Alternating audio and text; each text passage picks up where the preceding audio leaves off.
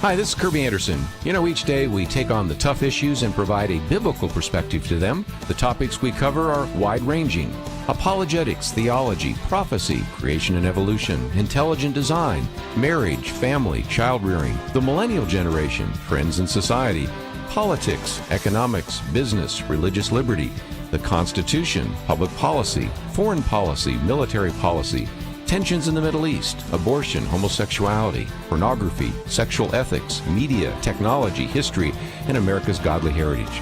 We talk about anything that affects your faith, your family, or your freedom. So don't go anywhere, because Point of View starts right now.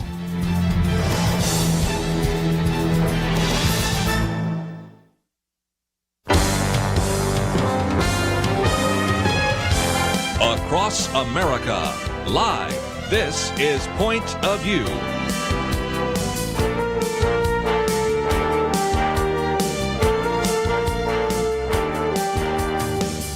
And now, Penna Dexter. Thank you very much for joining us, ladies and gentlemen, for Point of View. I am Penna Dexter, and you'll be interested to know that Kirby Anderson is actually in Alaska. We have a strong station that carries Point of View in a place called North Pole, Alaska. That's where Kirby is this week, and you will hear from him in the next hour of the program. So stay tuned for that. He's going to join us. And that will be fun to have that discussion. But I'm looking forward to the discussion we have this hour. I have an in-studio guest. Her name is Jill Glover, and she is the State Republican Executive Committee woman for Senate District 12 in Texas, in sort of the DFW area. She's also chair of this group's, the SREC's Legislative Priorities Committee. And this is why I wanted to have her into the studio, because she's very active. And this group, the SREC, and I'll have Jill explain what they do. It's actually an elected position. They sort of set priorities. They set the tone. They are very influential with regard to what the legislature does in the state, and they're sort of a support group in a sense. So we're going to talk about that, and we are going to talk about these legislative priorities. Jill is chairman of that committee, and there are so many things that we're concerned with here in Texas. So, Jill, thank you so much for joining me. Would you explain to our listeners what the SREC actually is? You bet, Penna. Thank you so much for having me. I am so happy to be here. So the SREC, probably most people don't know what an SREC committee man or committee woman is, but the Republican Party of Texas has we have 31 Senate districts. And so for each Senate district, we have a committee man and a committee woman who represents that Senate district to the Republican Party of Texas. And so we're kind of like the board of directors, if you want to think of it that way. We meet quarterly, and Chairman West, of course, Chairman Allen West is the current chair of the Republican Party of Texas. And we typically in the past have met in Austin quarterly, but he has now asked us to move around the state. So our next meeting in March will be in Laredo, which is awesome. I'm really looking forward to going down south. So we're moving around a little bit. But basically, the role of the SREC committee man or woman is to represent their district to the state party. And so, if you kind of think of the party structure, we have precinct chairs at the very bottom. And you're a precinct chair, too. I am a precinct chair. That is correct. And then after that, you've got your SRECs for each of those districts. So there are 31 Senate districts. So there are 62 SREC committee man and men and women. So, yes. So a lot of dedicated folks. That's exactly right. We're all volunteer. We are elected every 2 years at state convention by the delegates in each of our respective Senate districts. So that's how we get the job. And Senate District 12, that's your district. That's right. What area? Senate District 12 is South Denton County and a little bit of Tarrant County, and it's Senator Jane Nelson's Senate district. Okay. Yes. And our job really is to represent represent those delegates at state convention who have voted on these legislative priorities. So this past summer at our state convention, the delegates had a list of 15 priorities that were decided on by a legislative priority committee at the convention.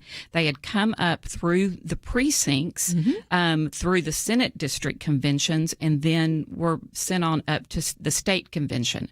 And so that state committee then chose 15 different issues that seemed to be of primary importance to our Republican voters across the state. And then our delegates voted on the top 8. And so that's how we come up with the legislative priorities. So this is really grassroots politics because it comes up from the people that are actually voters. That's and then right. Some of those voters become delegates. That's exactly correct. It is grassroots led, and then our job, the job of my committee, the Legislative Priority Committee, is to advocate with our state legislature for these 8 legislative priorities. Well, I know that one of the priorities, since we are actually in a legislative session right now, and if people don't know this, Texas legislature meets every other year for 5 months, unless there's a special session added to that. And so it got derailed a little bit. Not derailed. I think they can do 2 things at once. But certainly what happened last week with regard to our weather event and just the loss of power and the suffering that people had, we see that there has to be something done about our power grid, and the legislature has got to deal with that immediately. Absolutely. And that was one of our 15 priorities. Oh, was it? It absolutely was. And it could very easily have been one of the top 8. But I will say that Senator Bob Hall for years has been sounding the alarm about our grid. And frankly, he's been right. And so I'm really hoping that they will follow his leadership, and he's got some real expertise in kind of knowing what we need to do to strengthen our grid. So absolutely, this is important, but we can walk and chew gum at the same time, and it is absolutely important that we get all of these things done. You're exactly right, and they can do it. Are you aware of anything that's even been done this week on the issue? I mean, for one thing, we're seeing out there the rhetoric, this is because we're forced by certain federal directives to have a certain amount of wind and solar, especially wind in Texas. Right. We actually do rely a lot on wind. We didn't winterize it, they are saying, and there were just mistakes made by the agency ERCOT. So is there anything else? And are they coming together and dealing with it right away? There is a committee hearing that will be taking place tomorrow on Thursday. And you can watch that online. If you go to the state TLO, Texas Legislature online website, you can find the video feed for that. And so the citizens can absolutely watch that. They can even submit commentary if they would like to through that TLO website. Well, that's great. I'm sure a lot of people will be paying attention to that because it's interesting when everyone suffers or, pretty much everyone sees the problem and it affects them. That's right. Then that's when people really step in and get involved. Yes, that's exactly right. And again, I think there are some who have for years been sounding the alarm and knowing that we may have trouble with it. And unfortunately, we saw that play out this week. So here's our opportunity. Yeah, that's right. Okay, well, ladies and gentlemen, if you would like to weigh in, I rarely take calls when I have a guest in the studio this hour, but if you would like to, we would love to hear what your priority might be. I'm sure Jill would love to hear that too, and she could explain how it's being dealt with or if it is being dealt with. The number is 800-351-1212, so give us a call. And Jill, just as we go through some of these priorities, I know that the whole country, and I think it's about 33 states across the country, are dealing in some way with election integrity. And we did pretty well in Texas with the election, but we still have issues, don't we? We do. We have some hot spots, particularly in Harris County. We have some issues that need to be looked at. And election integrity must be addressed. Yeah, and we're going to talk a little bit more about that after this. Ladies and gentlemen, we're talking about the state of Texas, our priorities for the legislature. Stay with us. We'll have more right after this.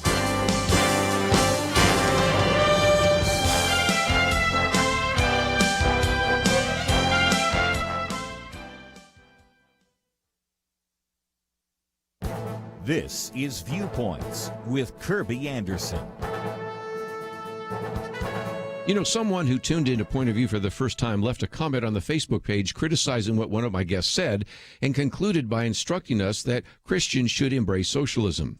It's the type of comment I usually ignore, but I thought it might deserve a response since I've heard it so often. Over the last few months, I've been teaching through the book of Acts. When you get to Acts 4, you find a statement that the believers had all things in common. It also says those who possessed land or houses sold them and brought the proceeds to the apostles' feet. They distributed these gifts to anyone in need. It is worth noting that, number one, this practice was apparently only done in Jerusalem, and number two, the practice was a voluntary act. This is hardly a mandate for socialism. Many Christian writers have devoted whole chapters in their books on this subject, so there is more than I can possibly say here. The believers in Jerusalem owned the property before they voluntarily gave the proceeds to the apostles. The next chapter clearly teaches that. When Peter confronted Ananias, he clearly stated, "While it remained, was it not your own? After it was sold, was it not in your own control?" Owning property contradicts one of the fundamental principles of socialism. In the Communist Manifesto, the abolition of property is a major item in the plan for moving from capitalism to socialism and eventually to communism. The 10 Commandments assume private property. The 8th commandment forbidding stealing and the 10th commandment about coveting both assume that people have private property rights. In the New Testament, Paul writes, "Let him who stole steal no more."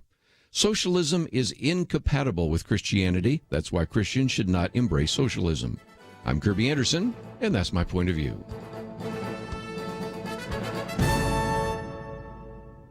Go deeper on topics like you just heard by visiting pointofview.net. That's pointofview.net.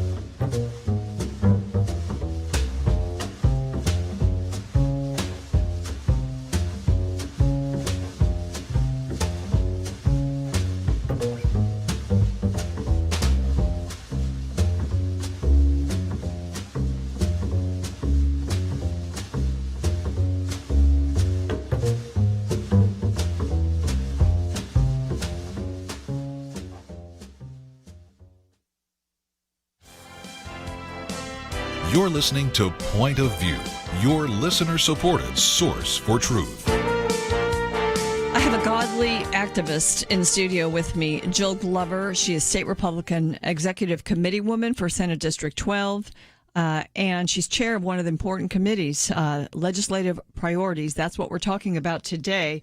And Jill, we were talking about election integrity and dealing with that. And I think one of the scary things with regard to that is we saw across the nation, certain states, Pennsylvania, for instance, where the rules were changed for elections. And even though people tried to take that to court, the Supreme Court did not deal with it. And so that was, unfortunate. It may have affected the election. Maybe it wasn't enough to affect the election. The Supreme Court didn't seem to think so this week. But that is there. And what we have before us now with the Biden administration is Congress looking at passing something called H.R. 1, which we discussed here, which would basically put so much of the ability to commit election fraud into law. Instead of fixing the problem, it's going to make the problem 100 times worse. That is exactly right. And, I always tell people, please engage with our state legislators. This week, I'm telling people, please contact your congressman and woman about those bills that they're going to be voting on in D.C. And we've got two really important ones coming up, that one that you just mentioned, and then, of course, the Equality Act. And both of those simply will change life as we know it in our country. And so I did get some information yesterday that many of our House of Representatives are not really hearing from the public on H.R. 1. Really? And so we need to make those phone calls. Absolutely. and let them know that we do not support that we do insist on fair elections. And I will tell you from the state position for the Republican Party of Texas, Chairman West has formed a second committee on election integrity. We've got one under my committee, a subcommittee for our priority of election integrity, but that's a fairly narrow one because of the way that priority is written, and we have to keep our work confined to the way that priority is written.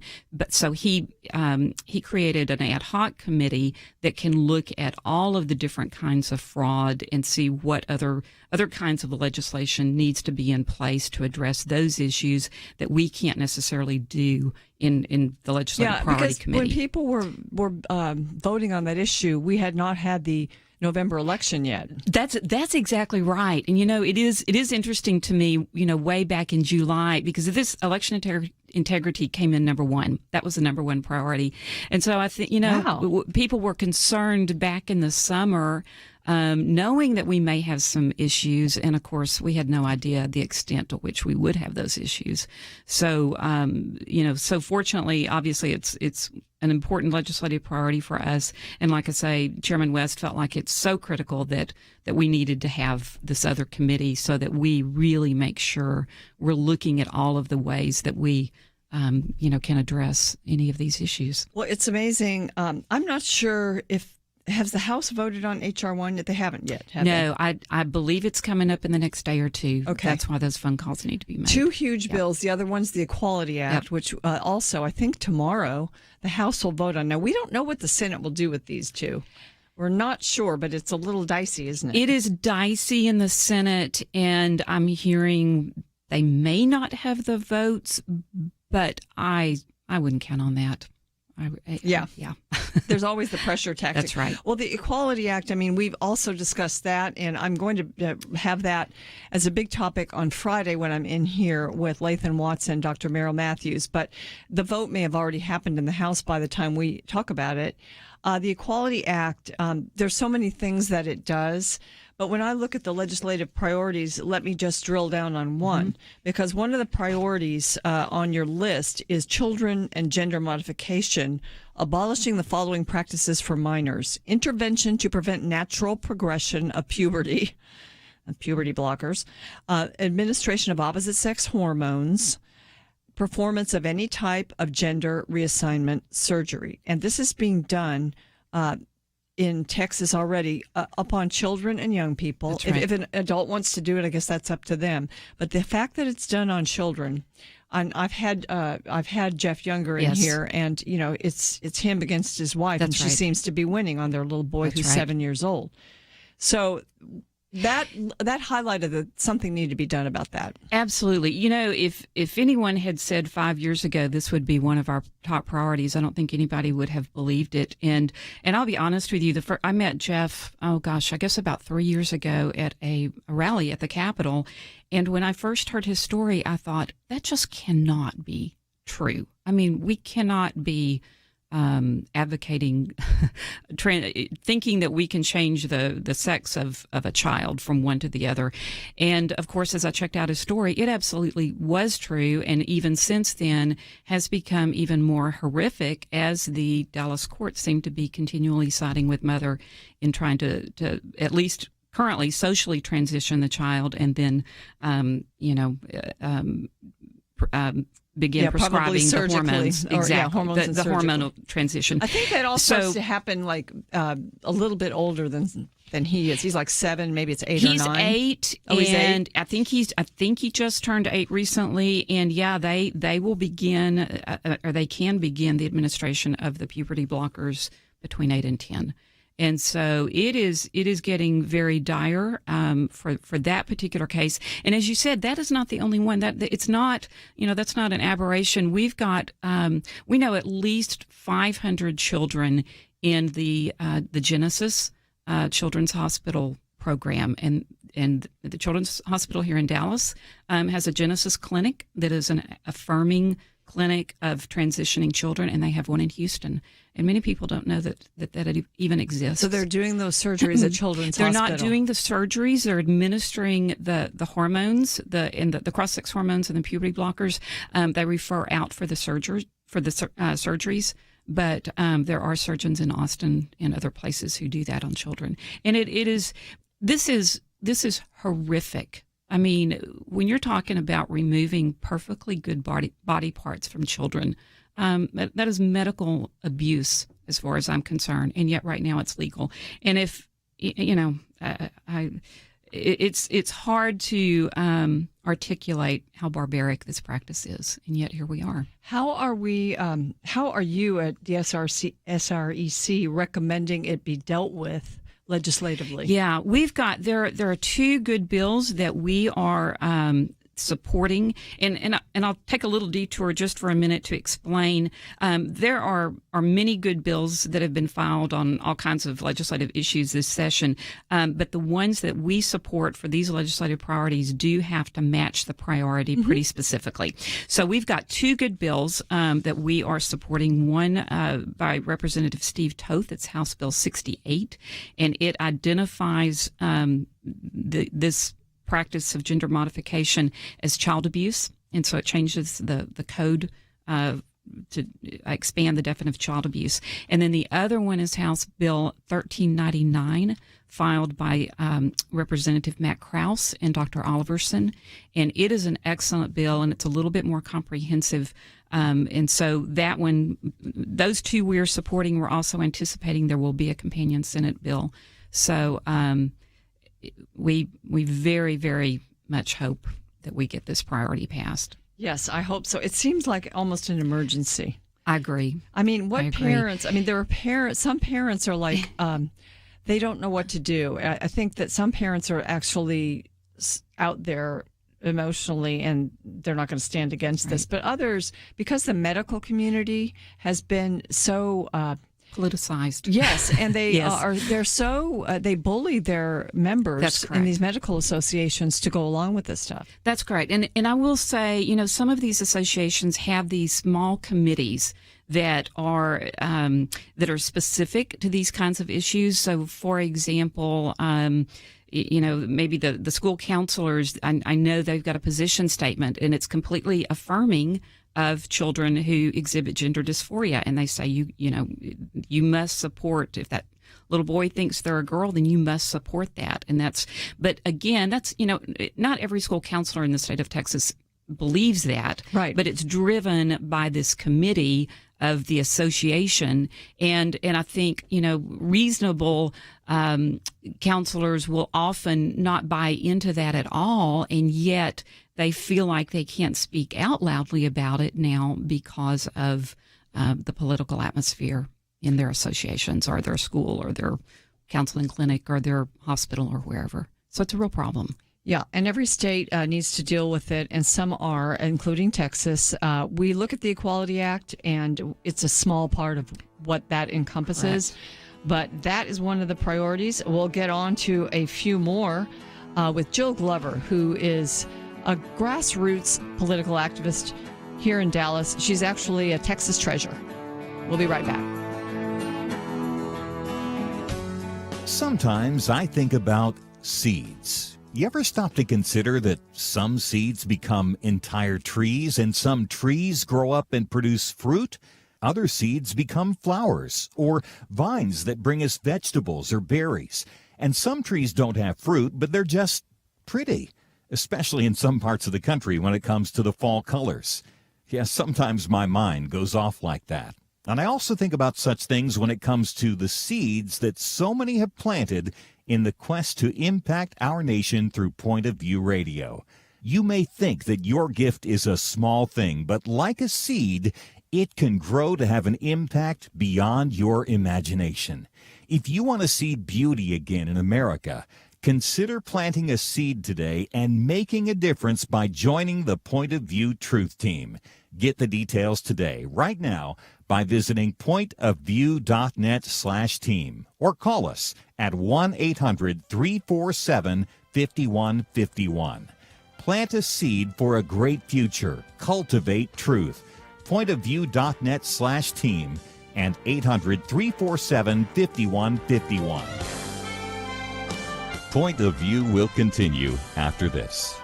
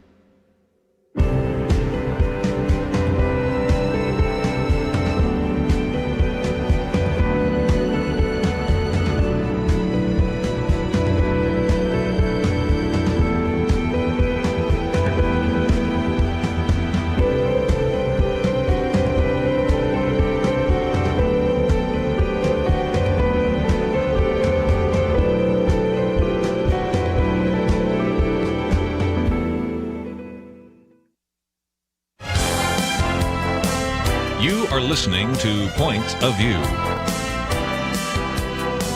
The opinions expressed on Point of View do not necessarily reflect the views of the management or staff of this station. And now, here again, is Penna Dexter. When I talk about the state of Texas, sometimes I find sort of an occasion for optimism because we do have people who think in a more small government conservative way about things and don't try to push the envelope as much on social issues. But now we have so many things being pushed that are dangerous to our children, families, religious freedoms and things. And we look to the federal government, and it's not all coming from there, but certainly a lot of the pressure is. For instance, we talk about this Equality Act, and what it does it basically makes some people more equal than others. And that's H.R. 5. Just be looking. They're voting, I think, this week on it. And it would redefine sex under federal civil rights laws to include sexual orientation and gender identity. So basically, your biology doesn't matter. That's correct. And so it would make it illegal to distinguish identity from biology. It would prioritize transgender people over women. And Wall Street Journal talks about that today, basically making women unequal in their facility use, their sports, and other things. So you take that, and that affects our policies that we were just discussing, the transgender issue, but also religious freedom, right? That's exactly right. And the thing about the Equality Act is it rolls back many of the protections that we have now. So, for example, Christian schools and churches, are free to discriminate. And let's be honest, we do discriminate. We don't hire children who are 10 years old, for example, to work somewhere. We do discriminate reasonably. And so, but the Equality Act would remove protections for churches or Christian schools to be able to hire people that do align with their spiritual and biblical beliefs about the role of men and women and about biological men and women. That's exactly right. So we do have some bills that have been filed under our priority of religious liberty or religious freedom, and especially since we've had the pandemic and some of the restrictions on church opening and worship and numbers. Some of those bills are addressing that, which I think is very good and very appropriate. For instance, give me an example of one that has to do with the COVID restrictions. Sure. So we've got, forgive me if I can't remember the exact particulars of it, but we do have a bill.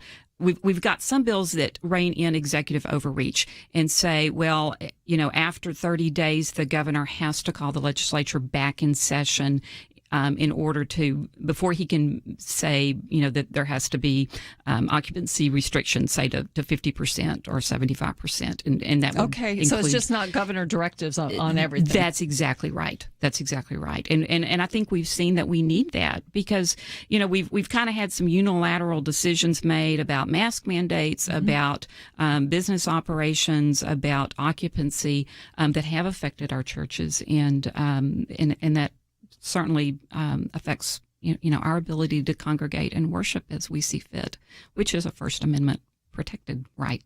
Well, I'm glad that I know that in Texas there are always battles over religious liberty in the legislature. For the most part, the legislature tends to protect it, but there's always little sort of exceptions or ways to get around it.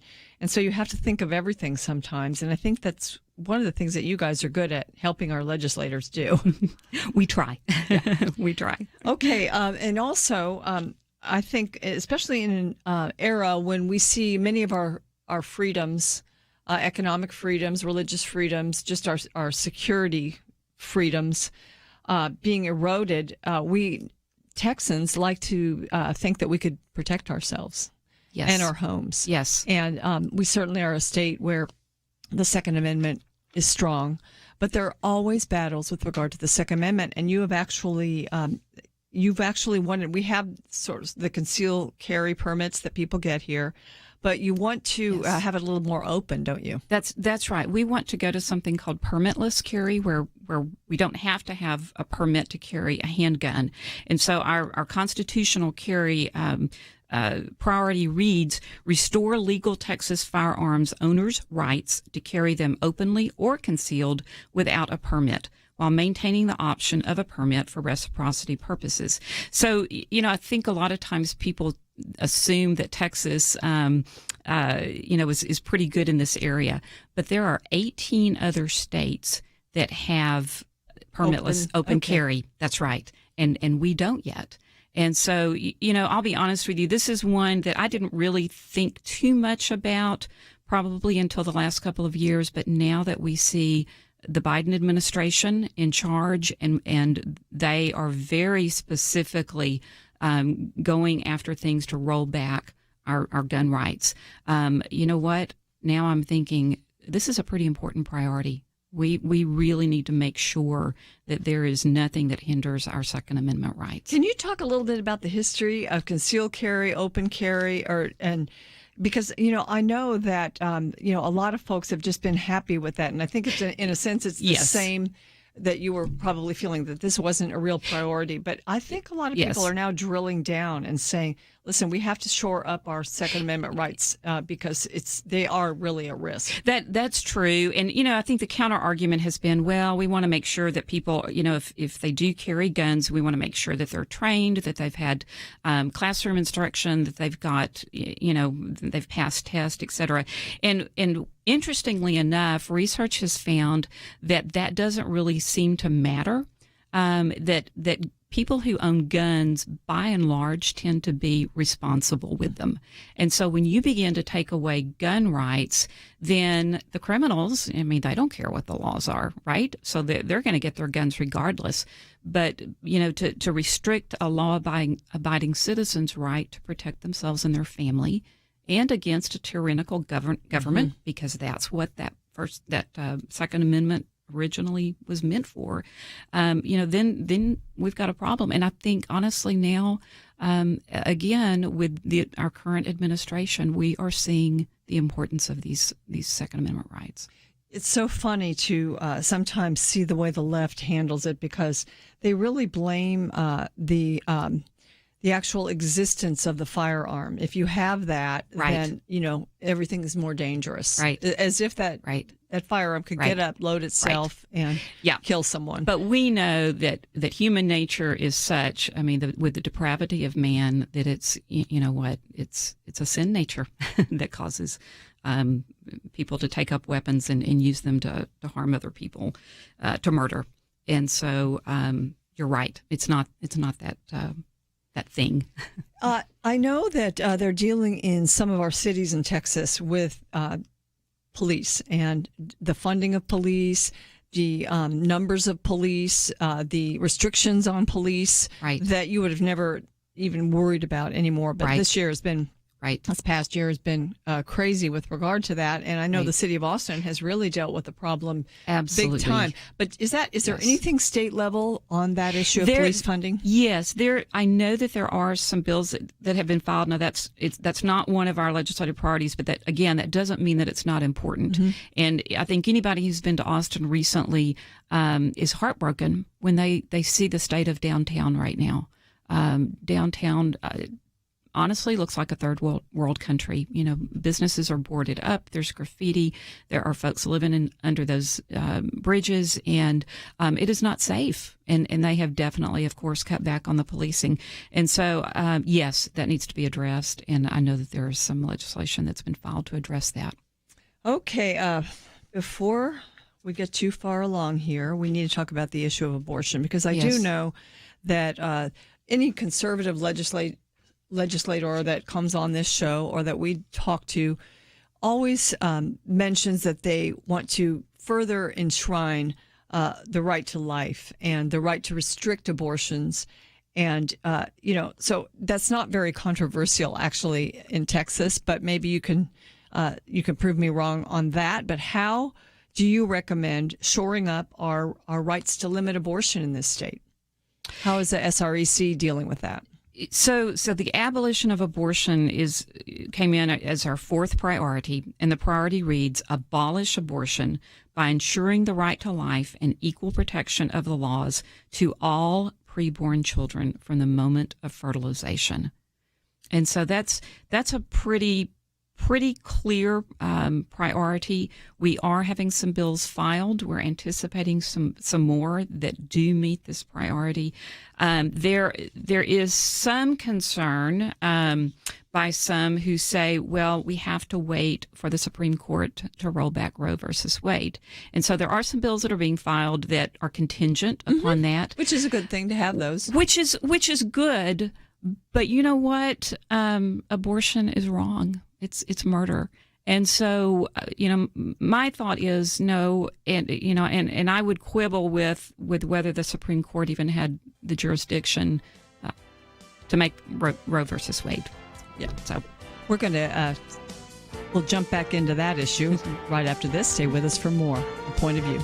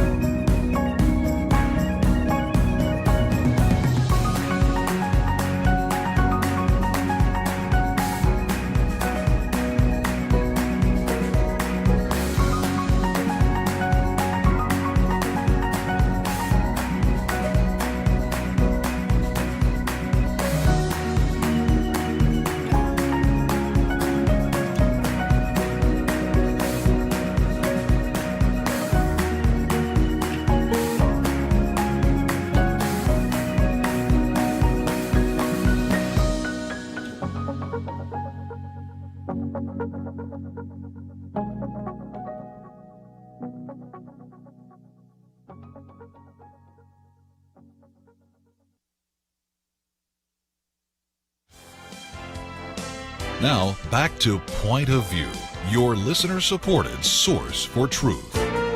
Welcome back to Point of View. Jill Glover is my guest, and we were talking about the organization that she is a part of, has been elected to, the State Republican Executive Committee. She chairs an important committee of that committee, which is legislative priorities. And she is telling me during the break, and I think this is great, that the party chair in Texas, Alan West, is actually empowering the SREC members to just sort of have a more outsized role in Texas, educating people and putting pressure on legislators to do the right thing.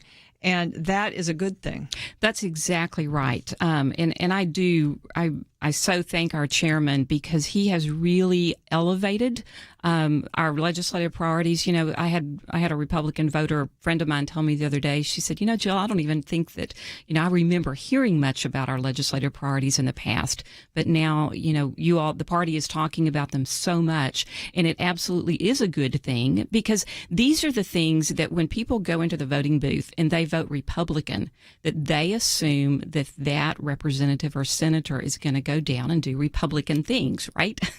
And so, you know, these are the sorts of things that align with our principles and with our platform that voters assume should be happening in Austin, and unfortunately, often aren't. So it's our job to advocate for our voters and for the things that match our platform principles and planks. I do know one of the issues, even if strong conservatives are elected, are sometimes that bills don't even get out for a vote because the leadership, for instance, the speaker, has not been inclined, or the committee chairs have not been inclined toward these issues that, you know, basically deal with small government and the social issues, the more biblical positions on things. And so there is a different speaker. Do you have any reason for optimism, for hope? You know what? We do have optimism. And here is my optimism. We are doing everything that we can to educate our Republican voters about what is happening in Austin. And so we have got sections on our TexasGOP.org website. We have a drop-down menu that's TextLege, T-X-L-E-G-E. And if you click on that, we have got all kinds of resources. We have got, I write a weekly legislative priority report. I get that. Awesome. People can get it, right? Anybody can get it, and you can sign up on that drop-down menu. Chairman West asked me back in December. He said, Jill, I want you to write a report every week about what's happening with our legislative priorities. And I said, yes, sir, I will do that. And so I thought to myself, I have no idea if I'm going to be able to write enough every week. And you know what? I have more than enough material. I try not to make them too long.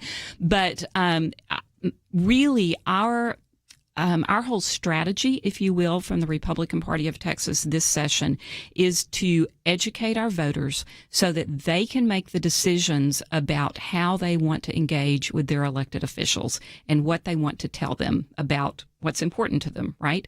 And so we've got a template for how you can write an email or make a phone call. We've got all the phone numbers of our representatives and our senators on the Texas GOP website. We've got a list of the legislative priorities. We're going to be having a digital flip book with talking points for each of the legislative priorities. It's not quite ready yet, but it almost is. And so there are all kinds of resources. But truly, the key to this session, I believe, is how many phone calls, how many emails get made to those elected officials in each district. And how loudly the voters express their opinions. They need to know that voters are watching. That's exactly right. Because as you mentioned, there are things that go on down there that, you know, I think a lot of times just the average voter is a little unaware of. For example, the committee procedures that you just described. It's very easy to get a bill killed. And you know, it's all in that committee process. If the chair of that committee doesn't pick up that piece of legislation and have the committee vote on it, then it's dead. It doesn't move through the committee. And so we want our voters, for example, if abolishing abortion is important to them, we want them to know when that bill gets assigned to a committee, and then if that gets brought up for a vote, and if it's not getting brought up for a vote, then they need to be calling their representative and saying, hey, we want to see this get to the floor for a vote. And so sometimes, not all the time, but sometimes our representatives don't like for things to get to the floor for a vote because that means they have to take a public position on something. And sometimes that's uncomfortable. Yeah. You know what? That's what we elected them to do. Yeah, right? They have to have. We need courageous representatives, and I do think we have many. I know many, and I'm just so proud of them. Yes. And so, yes. But if there are powers that be that are preventing it from getting the opportunity to vote on it, then that's correct. Something needs to be done. And so, how can I think that you can link, ladies and gentlemen, to the Legislative Priorities website, and you can sign up Yes. for this report. Yes. But just if people aren't going to pointofview.net to do that, then how? Yes. What's the direct address? You can go to texasgop.org, and then there's a TX? Texas. TEXAS? Texas, Okay. yes, TEXASGOP.org. And then there's a menu drop down, and it's hashtag TXLEGE. And that's where we have all things pertaining to this legislative session. And you can sign up for two different things on that menu item. You can sign up for my legislative priority report. And then we also have something called the Strategic Texas Activist Team. And if you would like to get specific information and to-do items for one of the legislative priorities, like, for example, constitutional carry, you will get an email telling you when when those bills get assigned to committees, when they're up for votes, and what you need to do. So it may be, this week you get an email on Monday saying, okay, this is the week you need to call your representative and say, we know you're going to vote this week, and we want you to move this legislation through. So we give very specific information on that the little stat email. I think it's great, ladies and gentlemen, not to overwhelm you with things to do, but if you've got a priority, or you can pick one. That's right. I mean, I Pick could actually, one. Yeah. all of these are important to me. I would Yeah. be making phone calls all day. Yep. So I need to pick one or two. Yes. And then get apprised every week because, I mean, reading local and state newspaper, you cannot keep up with what's going on in the legislature. It's very You're right. compact, fast moving. And so to have that tool, that's a great tool. Yes. We try, again, our goal is to make it as easy as possible to engage, but we want you to engage. You must truly, I think, our nation is at such a critical place right now, and we are over the cliff. We're not at the edge of the cliff, we're over the cliff. And so I think particularly for our state, these priorities are so critical, along, of course, with hardening our grid and reining in some executive overreach. But these kinds of things are important for our state because there may come a point where our state has to stand, depending on what happens at the national level. So, yes, we are making it as easy as possible for you to engage.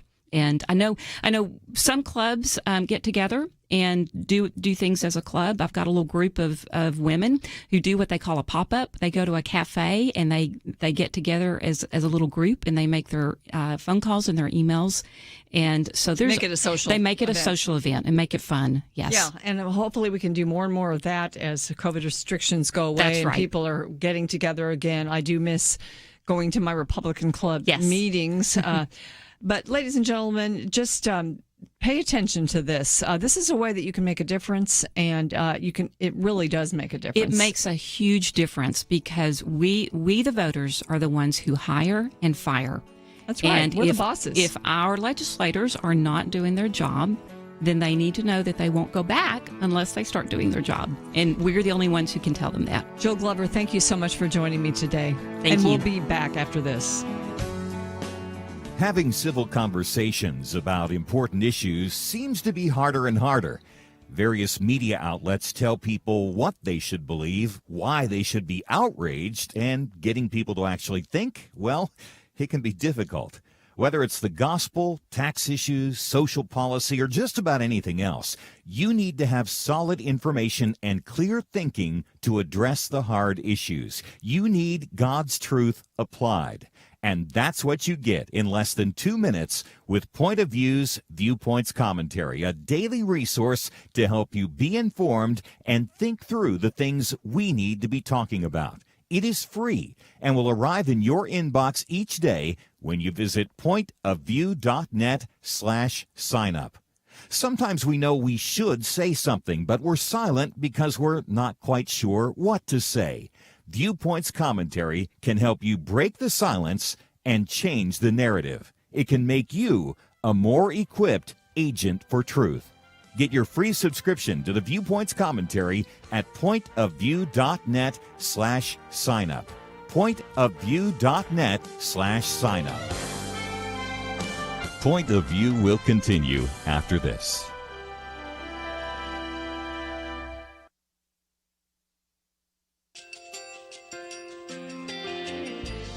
I just want to thank you so much for all the wonderful programming you have. You're just absolutely fantastic. I recently started listening to Point of View, and I really found it interesting because of the different subjects you cover. Thank you for that. I really appreciate everything that you do in keeping us informed. Thank you, Kirby, for everything that you have been doing. I appreciate all the work that you're doing, advocating for the Word of God. Thank you so much. Point of View, I think, is absolutely necessary because it's a Christian perspective, a biblical worldview perspective, and receive very current, up-to-date information about what is really going on, week to week in our culture, which is changing so rapidly, and yet it's morally sliding backwards. Yeah, first of all, I thank you guys. Y'all's program is wonderful, and enjoy it every day. I learn so much every time I listen to it. Point of View Radio Talk Show.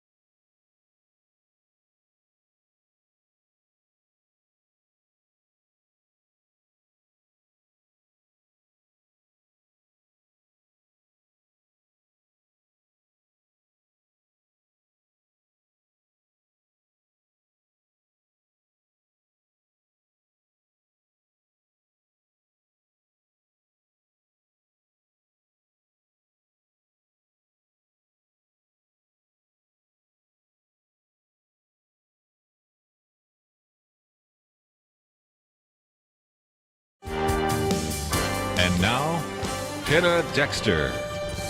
Thank you very much for joining us, ladies and gentlemen. I am Penna Dexter. A little later in the this first half hour of the program, Kirby Anderson will join us. It's very interesting because we had such cold weather here in Texas last week. And so where does Kirby go?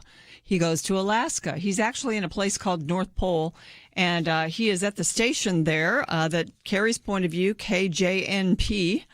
And he will be joining us to just tell us what's going on up there and introduce us to the good folks there at KJNP. But right now I have a special guest joining me, and it's going to be fun to talk with her. Her name is Patti Garibay, and I've known Patti since she began 25 years ago and founded a wonderful organization called American Heritage Girls. It's a national Christ-centered leadership and character development program, and she basically started it because she'd served for 12 years before that as a Girl Scout leader, very active in volunteering for that organization. But there were some things wrong there, and so she started American Heritage Girls, and it's been such a success story. Patti, thank you so much for joining me. It's good to be with you, Penna. It's good to talk with you. It's been too long since we've talked, and I know that last year in 2020, it was actually the 25-year anniversary of American Heritage Girls, which makes me feel very old because I remember meeting you when you were just, it was your idea, it was your brainchild, and here we are 25 years later. I know, and we haven't aged a day. That's the miracle of it all. And they've got cameras here in the studio now, so, I wish I was more like I was back then. But listen, it's so great what you have done, and I even had the opportunity about 10 years ago, someone in my church who was a member of American Heritage Girls asked me to help her with a project, and I got to spend several weeks working on that with her and getting sort of an inside view of the nuts and bolts of just one little award that she would win. But talk about where you're at now and about the chapters across the country. Absolutely. This is a work of God. He certainly called the unequipped in this example for me to be called to this after serving in the Girl Scouts for so long, but knowing that I had a love for the scouting methods that were really effective since the early 19th century, and that really we were interested in trying to create something that was more Christ-centered when the Girl Scouts had changed what they were about. And so here we are 25 years later. The Lord has put troops in every state and across America and in 16 international countries. And girls across the globe are really enjoying what it is like to be in a Christ-centered scouting organization. And their families are benefiting as well. Well, I think there were reasons that you had, and we don't have to go back and rehearse why the Girl Scouts became unacceptable to you. But if you just look at last year, when Amy Coney Barrett was confirmed to the United States Supreme Court, and the Girl Scouts tweeted out sort of a little congratulations to her for becoming the fifth woman appointed to the Supreme Court since its inception in 1789. And there was, of course, the left went crazy over it.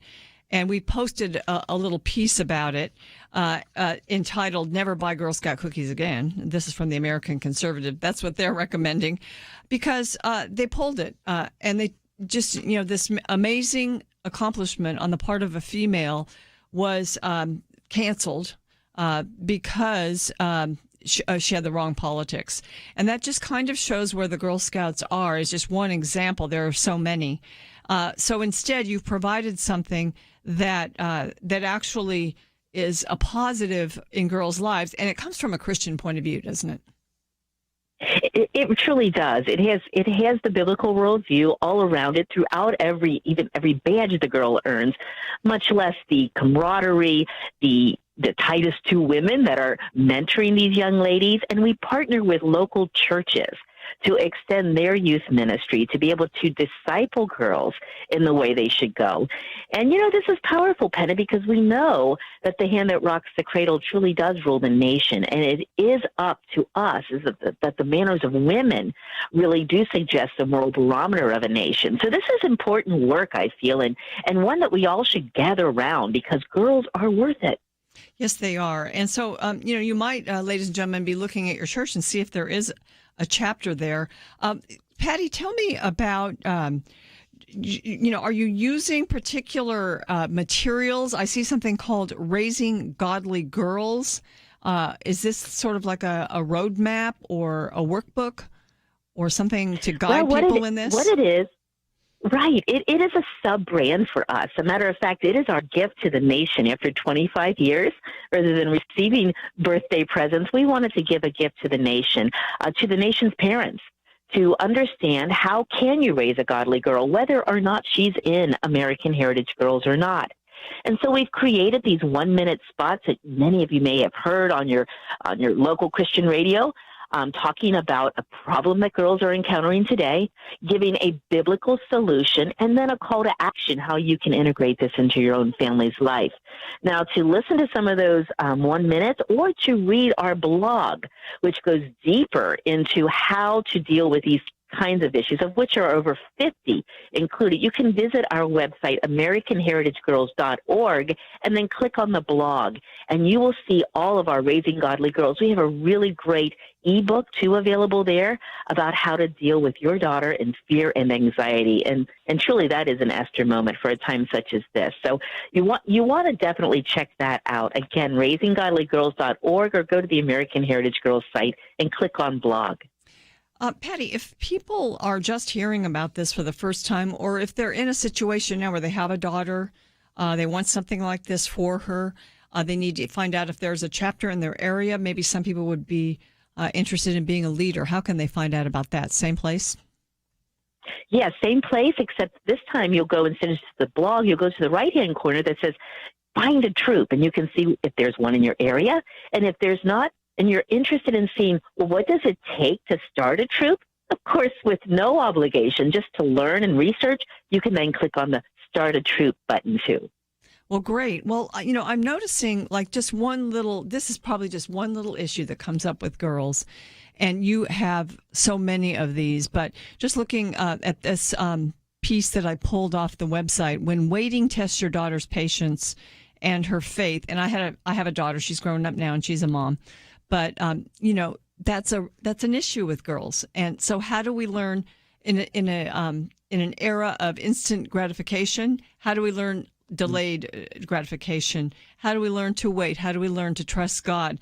And how do we have patience, which is one of the fruits of the Spirit? So you've taken, I'm sure, a lot of heads together, but godly creativity, and just figured out what the girls need and figured out ways to put this into their little brain. We've only got a few seconds before the break, so we'll come back and talk about this a little bit more. But I'm so grateful for what you've done, how you stuck this out for 25 years. And I'm sure that the daughter that you had that was a Girl Scout's growing up too, isn't she?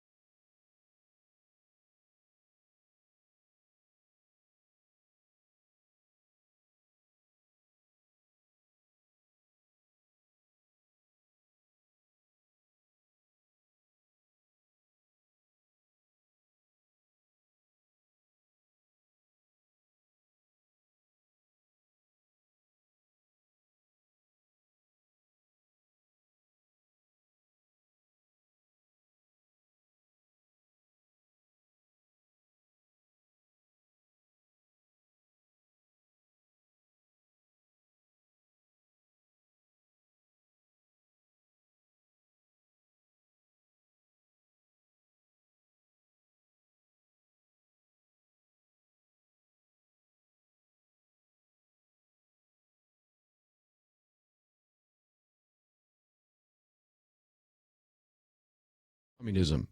The 10 Commandments assume private property. The 8th commandment forbidding stealing and the 10th commandment about coveting both assume that people have private property rights. In the New Testament, Paul writes, "Let him who stole steal no more." Socialism is incompatible with Christianity. That's why Christians should not embrace socialism. I'm Kirby Anderson, and that's my point of view.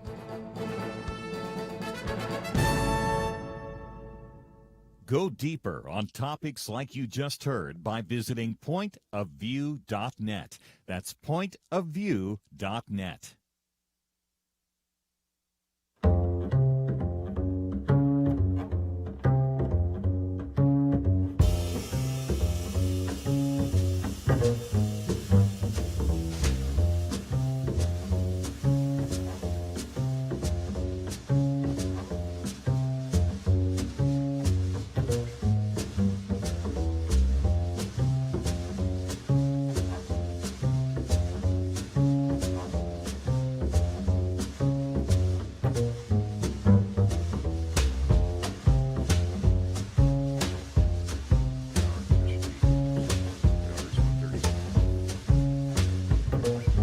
Sounds good. Thank you.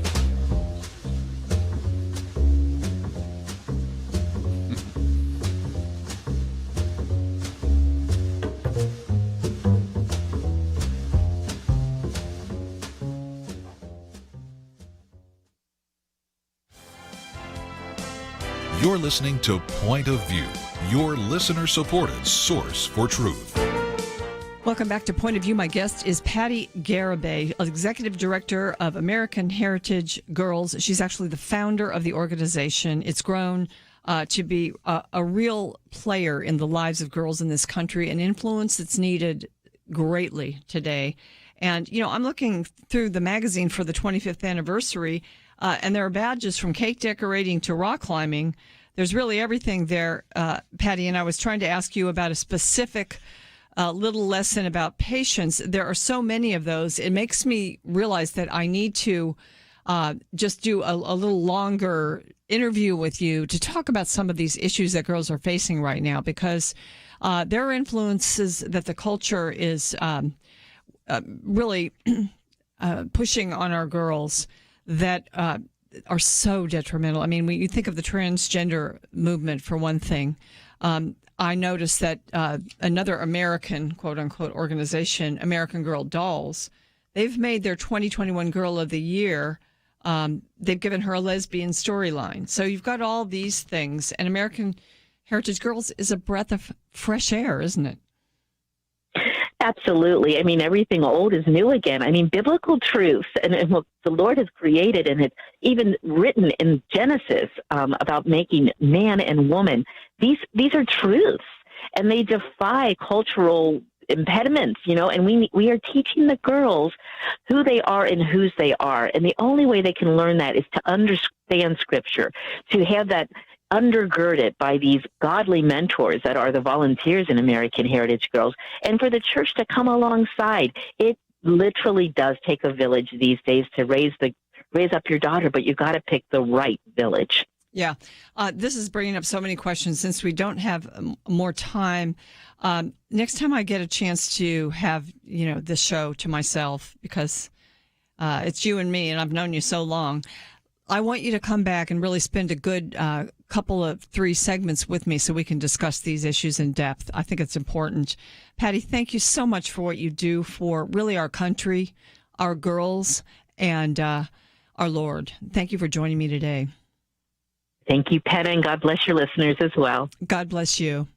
Ladies and gentlemen, that's Patti Garibay, and she started this organization because there was a need, and the Lord has blessed it and increased it. And I pray that God will bless her and continue to bless the organization. Well, now we're going to be joined by our host, Kirby Anderson, who, as I mentioned earlier, is actually in Alaska at a station that's been carrying Point of View for a long time, KJNP. And he's been there visiting with the folks and meeting with listeners. And I think enjoying some beautiful weather, he left freezing Dallas to go up there. And I think it's probably nicer there. Kirby, are you there? I am there, and I hope that you can hear me. I can hear you. I think our listeners can hear you, so we're glad that we have that set up. What's going on? Well, we're up at KJNP, and this is, of course, a radio station that we've been to before. I might even mention for some of our listeners up here in Fairfax and all sorts of other places, Fairbanks and North Pole and all sorts of places to actually join with us. I think we're also going to be in Anchorage. We're going to be in a number of different places, but it's just been a great opportunity to meet with some people. But as you well know, Penna, we all suffered through a tremendous amount of snow and ice last week, and then when people heard that I was going to Alaska, I said, well, I'm actually going up here to warm up. And but in case anybody wonders, when I picked up Warren Kelly and Ivy Nichols at the airport the other night, it was minus 35, but it's warmed up to about 10 or 11 degrees today, so we're doing fine. Well, I guess you were prepared a little bit for it, but just tell us about the station there. How long has that station, KJNP, been operating and in existence, and how long have they carried Point of View? Well, they've been carrying it for some time. As a matter of fact, we're going to the next hour. I thought I might promote this and say that the vice president here, Dick Olson, will be with us, and I want him to tell the whole story for a few minutes. So we'll do that near the end of the program next hour and talk about this. But they have these huge antennas which allow them to broadcast not only all over Alaska, but also into actually other countries because it'll bounce over the North Pole. So it has just been a great station and a great relationship that we've had with them over the years. And when they had one of their anniversaries, I first came up here and spoke at one of the banquets, and then we came up here before, and now we're here for a third time. And so it's just been just a great opportunity. But as you and I maybe get together, they're still paying attention to a lot of these issues in the news. Certainly one of the things I want to talk with you about a little bit later, maybe next hour, is when we start seeing some of the individuals that we've worked with over the years who find themselves being censored by Amazon. It's just a real concern. And of course, when you meet with many of our listeners, wherever they are, whether they're in Alaska or any of the other 30 plus different states in which we broadcast, they're very concerned about the future of America. And of course, you and I've had a lot to talk about in those regards, haven't we? Yes, and I think even this week I was discussing with a guest in the last hour, just in the Texas hour that we have here at Point of View, about Congress voting on two humongous pieces of legislation. One is H.R. 1, which will change our elections and basically enshrine a lot of the shenanigans that took place in the November elections into law, and just allow for more fraud and more massive mail-in ballots and so much more. And then the Equality Act, both the Congress is considering, and the Equality Act basically changes the Civil Rights Act to include sexual orientation, also gender identity, and it's just a weapon against religious liberty.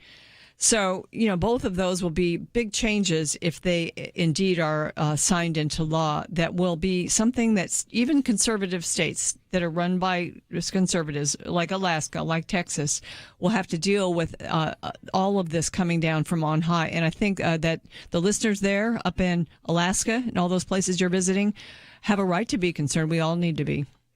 Well, again, one of the things we've done is add the take action item for the People Act, which is H.R. 1. And, Penna, one of the things I said before is that I think there's some people that might say, well, there's not much of a chance that this would pass, if for no other reason than this is so radical. But something very similar to the For the People Act last year did pass the House of Representatives, but it didn't go anywhere in the Senate.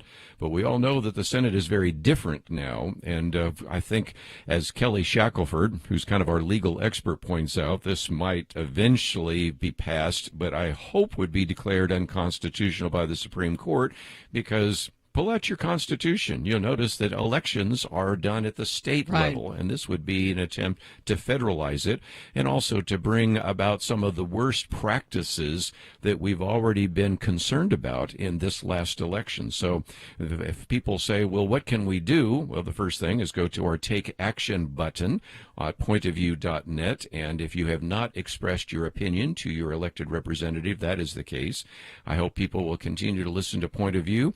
And as we've also pointed out when we talk about these elections, a lot of the answers to those questions are going to come at the state level. So right now, there are pieces of legislation in many of these state legislatures, whether it's Harrisburg, Pennsylvania, whether it's Austin, Texas, whether it's Tallahassee, Florida, whether it is Albany, New York. And these are places where I think there are some action items that need to be taken. So in your particular state, take the time to get involved, because this is the future of America and the future of elections.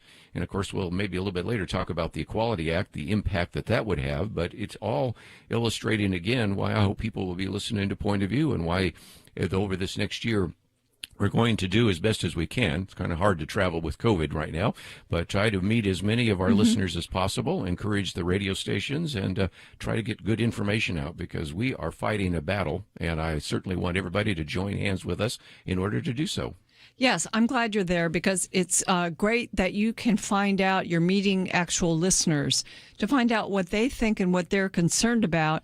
And we're probably all concerned about many of the same things. We have to drive the discussion here at Point of View. But to get it individually in certain localities, we're a big country, I think it's just invaluable. I'm so glad you're there doing that, Kirby.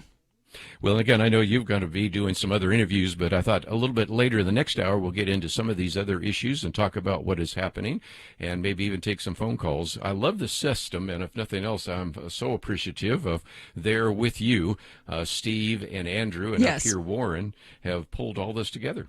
I know. It's great. The capabilities we've got here at Point of View. We've always loved involving our listeners, and we'll certainly try to do that. We'll try to take some calls. And let me just say hi, too, to all the listeners at KJNP, as I'm sure many are listening, since some of them have already met you. So hello, everybody, and we'll talk to you a little bit later in the next hour. Kirby, thank you so much, and I look forward to talking to you. It's amazing. The miracles of technology allow us to do this. Ladies and gentlemen, next up, we are going to talk about missions, overseas missions, and sort of an idea that's taking hold, vocational ministry. It's sometimes more efficient and works pretty well. So we will talk about that after this. We live in a digital generation. Point of View is reaching this often overly plugged-in generation with truth. You can keep up with us 24 hours a day using your phone, your tablet, your laptop, or your desktop. Search for the Point of View Radio Talk Show on Facebook, where you can keep up with today's issues, learn about current and upcoming guests by liking us on Facebook. Also, follow us on Twitter. Our handle is @PointOfViewRTS. That stands for Point of View Radio Talk Show. Learn, interact, make a difference with Point of View using new media. And here's one way you can make a big difference. Help us increase our reach by spreading the word among your friends. Share a Facebook post. Tag us in a tweet. With enough joining us to plant seeds, we'll see a tremendous harvest. Come on, it only takes a minute. Search for Point of View Radio Talk Show on Facebook, @PointOfViewRTS on Twitter, and subscribe to the Point of View Radio Talk Show channel on YouTube. Learn, interact, share. The Point of View Radio Talk Show. Point of View will continue after this.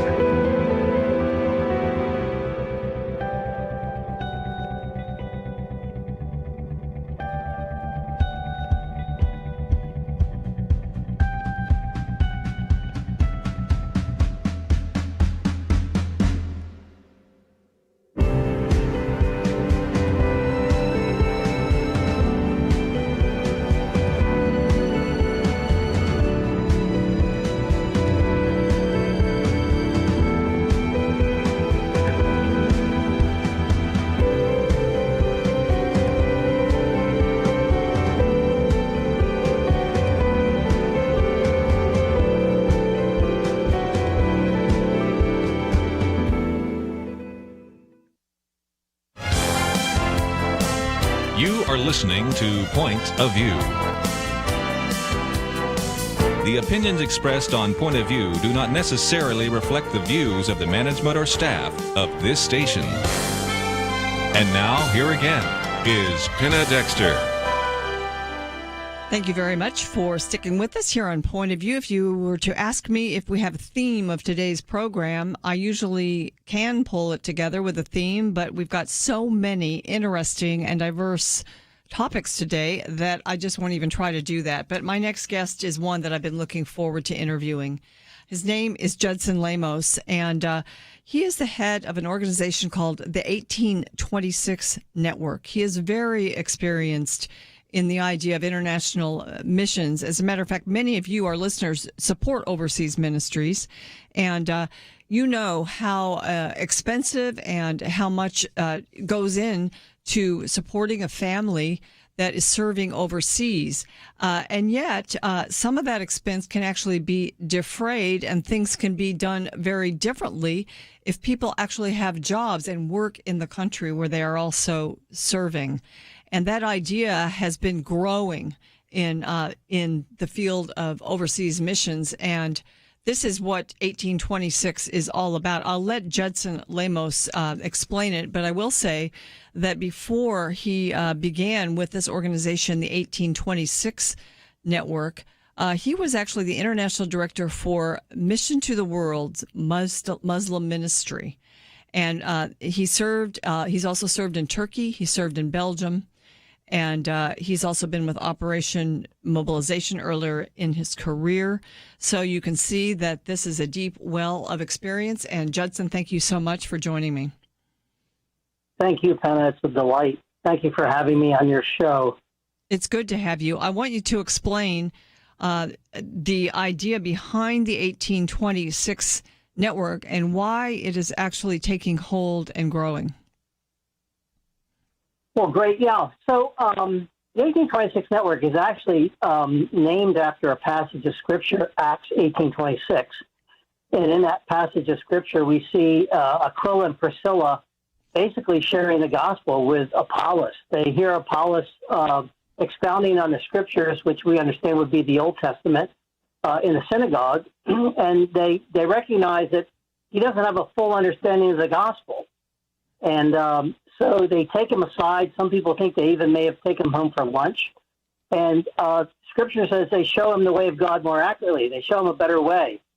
They actually introduce him to the baptism of the Holy Spirit and an understanding fully of what grace is about. And so we took that verse and looked at people who just were tent makers. They didn't have any special training. That doesn't seem like they had a special call necessarily. They were exiles from Rome.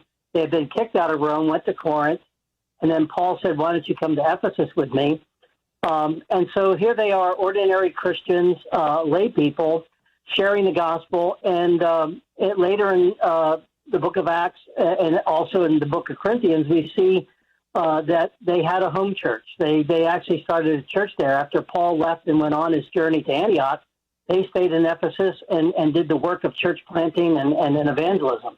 So that's what we're about. We're about helping Aquilas and Priscillas, modern-day Aquilas and Priscillas, actually sense that God would like them to take their vocation, their vocational calling, and go somewhere international, link up with a local church, link up with a missions team, and do ministry.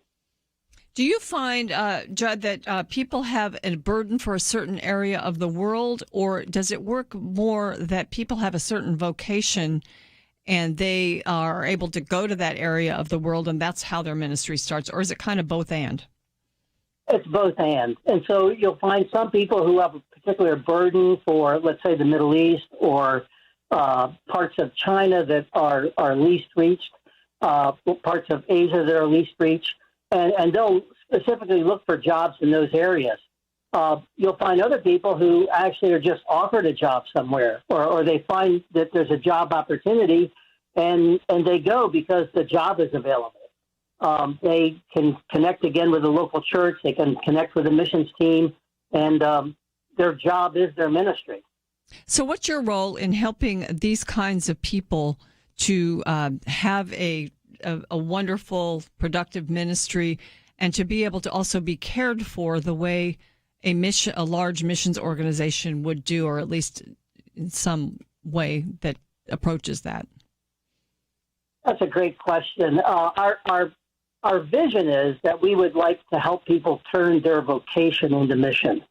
Mm-hmm. And so we would like to see, years ago, Cameron Townsend, the founder of Wycliffe, had a vision that he wanted to see the scriptures translated into every mother tongue in the world so that everybody would have a copy of the scriptures in their mother tongue. And that's amazing. And Wycliffe is well on the way to doing that. There's still a lot of work to be done, but a lot has been accomplished. We would say not only do people need scripture, the scriptures in their mother tongue, they actually need the example of Christ lived out in their vocational context. They need to see a Christian living and working the same way they do. And so our goal is to help people turn their vocation into mission. And we come alongside people. We say we come along through connecting. We connect people to missions teams. We connect people to local churches. We connect people to job opportunities through coaching. And so we have a partnership with a couple other agencies that do what would be traditional missionary training in a much shorter time virtually. And we get people right out to the field. And then we provide caring. That's one of the things you asked. How do we care for people? That's tricky because these people are not our employees. Most mission agencies have a care plan that is really developed around the fact that people work for them. Our members actually work for other companies. In fact, if you work for Coca-Cola may play a part in helping you move to a certain country, in helping you with a tax code there, and helping you learn the language. A lot of what missionaries need can be provided by the companies that people work for. In some cases. In other cases, what we do is we help people find the resources they need to get the training, the care they need on site. We do not want to become a missions organization. We're more of a missions movement, and we don't want to just add staff so that we are the in-all and be-all of missionary care. We want to encourage people, find the resources you need where you are and take care of yourself. That's exactly what they would do in a situation in the United States. They would work with their local church. They would work with a local counselor. They would work with a local bank. They would work with the local taxman. They would find all the resources they need in their neighborhood, and that's what makes people such good witnesses, because they're living incarnationally. They're living out the gospel where they are. You know, this is what intrigued me about 1826, because you can have a ministry when you're in the lives of people in a very real way. It's not artificial. You're having to struggle in one sense to make your place there if you've moved there with a company or for some other reason. So you're doing all the things that you just said, the practical things. You're meeting people that way. You're asking for help. They're finding that you have certain resources that you can use to help them, and you can share your faith. And in a sense, I think it makes you, gives you more credibility as you're there, because you are not this American that's a foreign person trying to come in and make changes or to, that you're not seen as a threat, because I think sometimes missionaries do come in and until they're known well and until they really get a chance to love on people, they are seen as an outsider and a threat. So this, in a sense, is a better way to integrate. Am I articulating it right? It impressed me, and that's why I wanted to talk to you about it. Yeah, exactly. You're articulating it very well. And so we talk a lot about how do we be incarnational in another culture. And if we don't share the same challenges that the people in our neighborhood share, particularly if we don't share the same challenges that the person that sits in the cubicle next to our cubicle. If we don't share those challenges and we don't show faithfully how we depend on God for the care we need, the solutions to our problems, they're not really seeing Christ lived out. They're just seeing an American tourist living in their midst or something like that. Yeah. Let's open up the phones, 800-351-1212. If you have a question or a comment for Judd Lamos. If you've got an experience in overseas missions, we'd love to hear from you. 800-351-1212. And we have posted not only the picture and bio of Judson Lamos, but also you can link through to the website of 1826. And I think in the next segment, we will also talk about folks who may have had their interest piqued here as we've been talking with Judd to find out more. I know that to me, I think one of the questions I do want to ask is just about the efficiency factor, because it can be very expensive to send missionaries out on the mission field. And as Judd said, sometimes your employer, your company, can actually pay for a lot of that because they want you to work there. We'll talk about it more after this.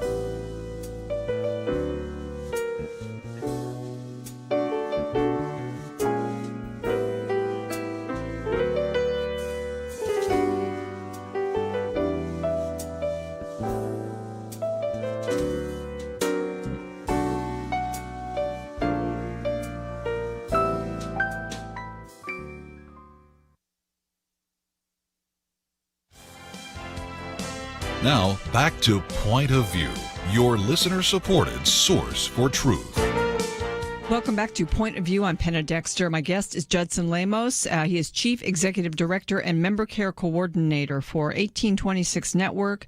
It's based on Acts 1826, Aquila and Priscilla, tent makers. And it's the idea of a tent maker basically with world missions all over the world, not just in a certain area of the Middle East. But this concept spreads abroad. And, I wanted to ask you, Judd, about the local church and the involvement with 1826 in various areas of the country, of the world.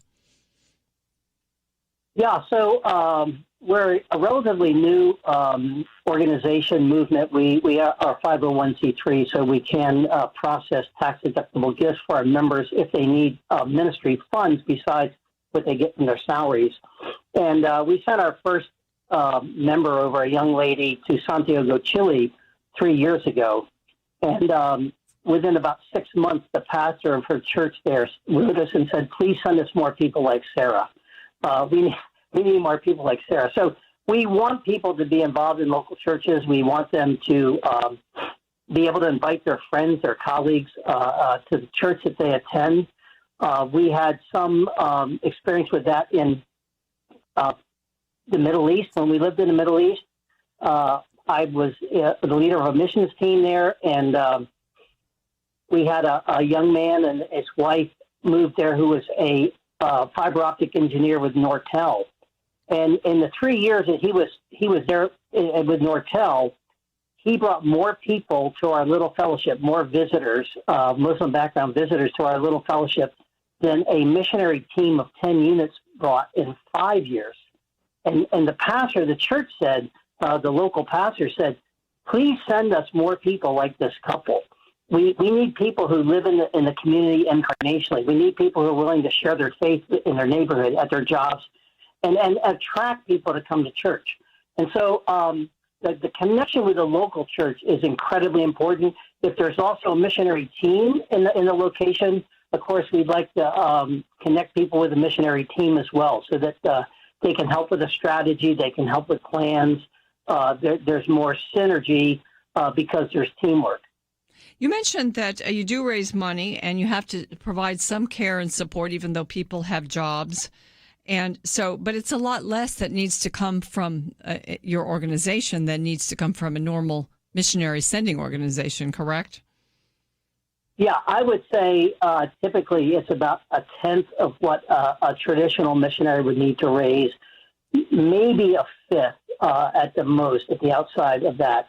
So what we find is some people make enough money with their jobs that they don't need any support, right, but they might want funds to help the local church. Other people are taking jobs in what we might call a least reached area, and the job that they get in that area would not pay them what they would get in the West.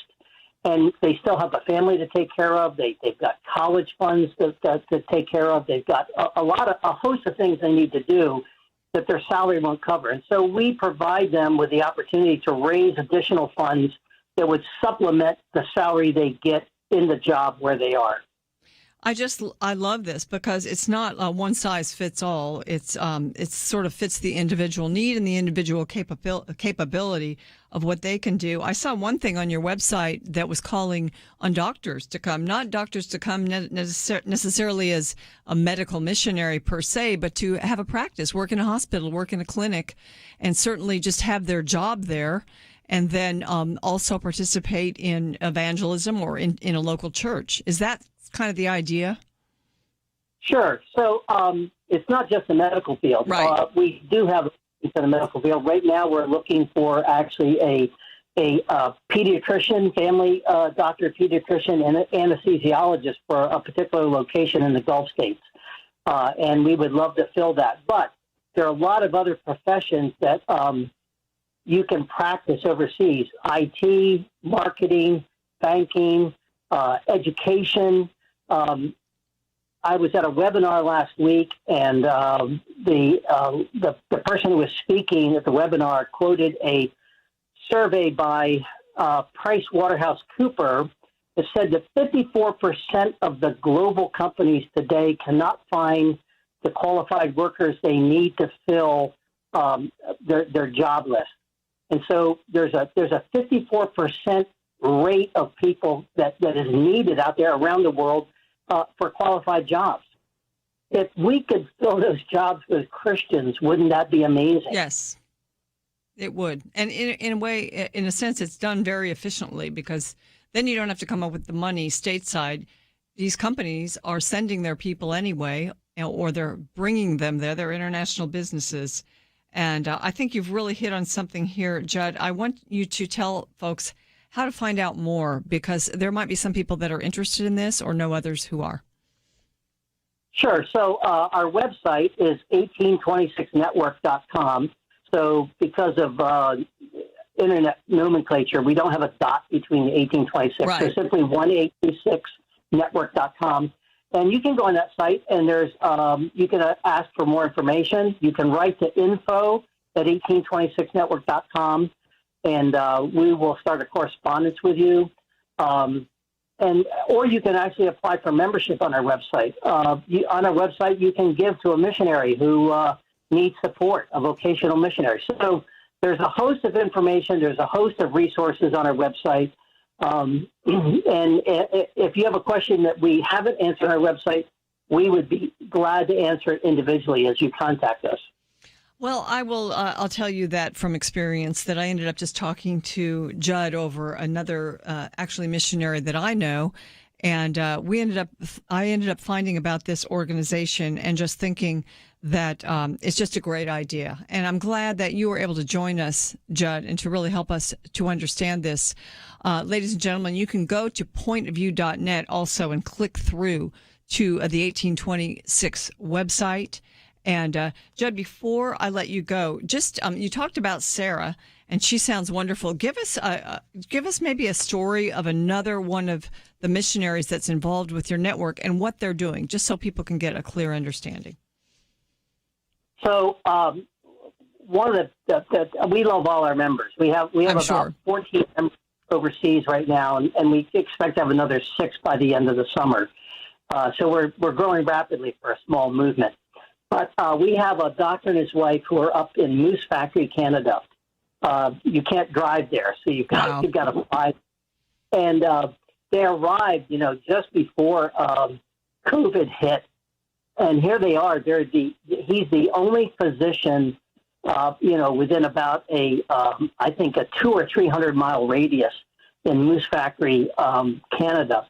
And he's up there protecting the First Nations tribes that are up there, and working on a regular basis. Of course, there's a lot of issues besides COVID, but and he's being paid by the Canadian government to do this. I mean, what a wonderful opportunity to be salt and light, and that's just one example.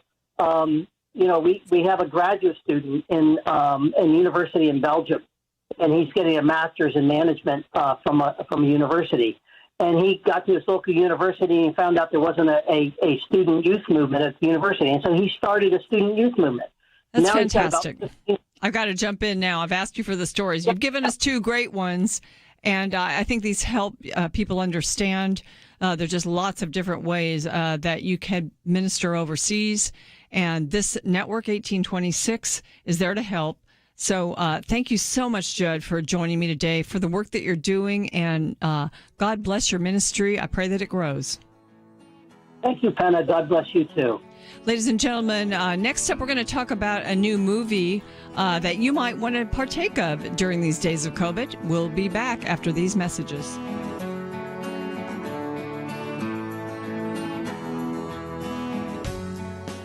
Having civil conversations about important issues seems to be harder and harder. Various media outlets tell people what they should believe, why they should be outraged, and getting people to actually think, well, it can be difficult. Whether it's the gospel, tax issues, social policy, or just about anything else, you need to have solid information and clear thinking to address the hard issues. You need God's truth applied. And that's what you get in less than 2 minutes with Point of View's Viewpoints Commentary, a daily resource to help you be informed and think through the things we need to be talking about. It is free and will arrive in your inbox each day when you visit pointofview.net/sign-up. Sometimes we know we should say something, but we're silent because we're not quite sure what to say. Viewpoints Commentary can help you break the silence and change the narrative. It can make you a more equipped agent for truth. Get your free subscription to the Viewpoints Commentary at pointofview.net/sign-up. Pointofview.net/sign-up. Point of View will continue after this.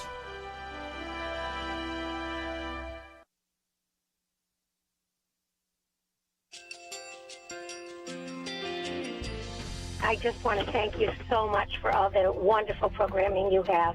You're just absolutely fantastic. I recently started listening to Point of View, and I really found it interesting because of the different subjects you cover. Thank you for that. I really appreciate everything that you do in keeping us informed. Thank you, Kirby, for everything that you have been doing. I appreciate all the work that you're doing, advocating for the Word of God. Thank you so much. Point of view, I think, is absolutely necessary because it's a Christian perspective, a biblical worldview perspective, and receive very current, up-to-date information about what is really going on, week to week in our culture, which is changing so rapidly, and yet it's morally sliding backwards. Yeah, I'm just, first of all, I thank you guys. Y'all's program is wonderful, and enjoy it every day. I learn so much every time I listen to it. Point of View Radio Talk Show.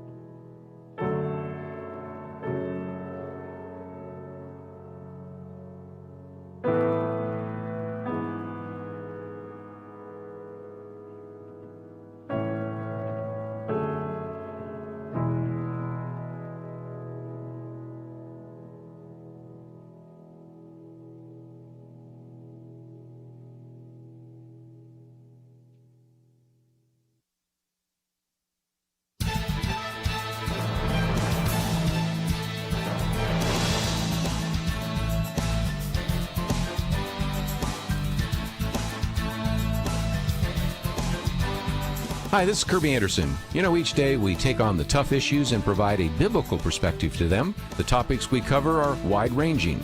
Apologetics, theology, prophecy, creation and evolution, intelligent design, marriage, family, child-rearing, the millennial generation, trends in society, politics, economics, business, religious liberty, the Constitution, public policy, foreign policy, military policy, tensions in the Middle East, abortion, homosexuality, pornography, sexual ethics, media, technology, history, and America's godly heritage. We talk about anything that affects your faith, your family, or your freedom. So don't go anywhere, because Point of View continues right now.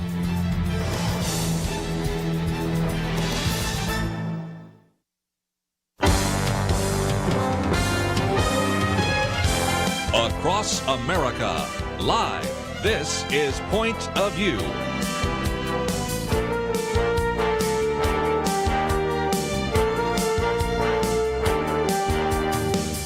And now, Penna Dexter.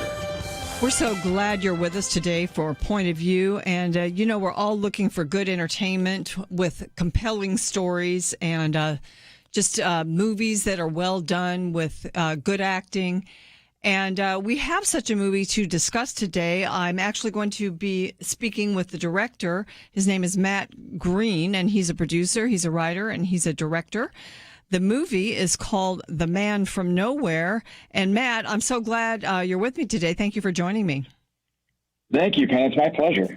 Well, we are going to talk about the movie. I have to take us away for just a moment to go to actually North Pole, Alaska, because one of our stations is there, and our host, Kirby Anderson, is also there visiting the folks in Alaska, traveling around, and he's at the station. It's WJNP. Kirby, are you there? I'm there. And again, thank you so very much for letting me join you for just a few minutes. I'll let you get to Matt in just a minute, because I think this is going to be a film that a lot of people want to know about. But also, at the bottom of the hour, I thought we might talk a little bit, first of all, about some of the issues in the news. And also, I'll have a chance to interview the vice president here of KJNP, and we'll be talking about its history and all of the rest. And this is all made possible with a piece of equipment that's now traveling with us. So this will be the first of maybe some other broadcasts we'll be doing from other radio stations around the country. But up here in North Pole, Alaska, there are a lot of people listening, and they'll be wanting to hear some of the conversation you're going to have with Matt Green today. Well, you started out just about as far away as you could get, so I guess it's a pretty good test of the equipment, isn't it? I would think so. And again, I really appreciate the hospitality of our friends here at KJNP. I've been here a couple times before, but we're going to be meeting with some of our listeners tomorrow night. And then we had such a response. We'll be meeting with some more on Saturday night. We'll also be going down to Anchorage, meeting some people there on Friday. So just a lot of things happening. And even though we are much further north than I suspect most of our listeners have ever been, it has been just a great opportunity to be up here and to meet some of these individuals. So I'll let you go back to the interview. Well, first, let me ask you, Kirby, Sure. how many hours is it light and how many hours is it dark right now? How are your sleep patterns? Yes, well, you have sun almost all the time, it seems like, but usually around 7:30 it starts getting a little bit light. Certainly about 9 it's light, and then around 4 or 5 it gets dark. So you're much closer to the Arctic Circle, and so as a result, this is a time when it's pretty dark in the winter, and the sun is always out, seemingly, in the summer. Well, what an adventure, Kirby. I will talk to you a little bit later. Thanks for checking in. Thank you. Matt, thank you for being patient and waiting. This was kind of a special situation, having Kirby in Alaska. And yeah, that's cool. Yeah, it's pretty cool. Of course, we had in Texas, where I'm sitting, we had some amazing weather. I think Kirby had to go to Alaska to get a little bit warmer over the weekend. But Matt, tell us about your movie, A Man from Nowhere. Sure. So this is the first feature film done with the Masters University. I've been a professor at the university for roughly 6 or 7 years, I think now. I was brought in to kind of help boost up their media arts and film program. And when all that started and I was brought on board with the chair of the department, Bob Dixon, our goal right out from the gate was at some point we want to do a full-length motion picture with the students.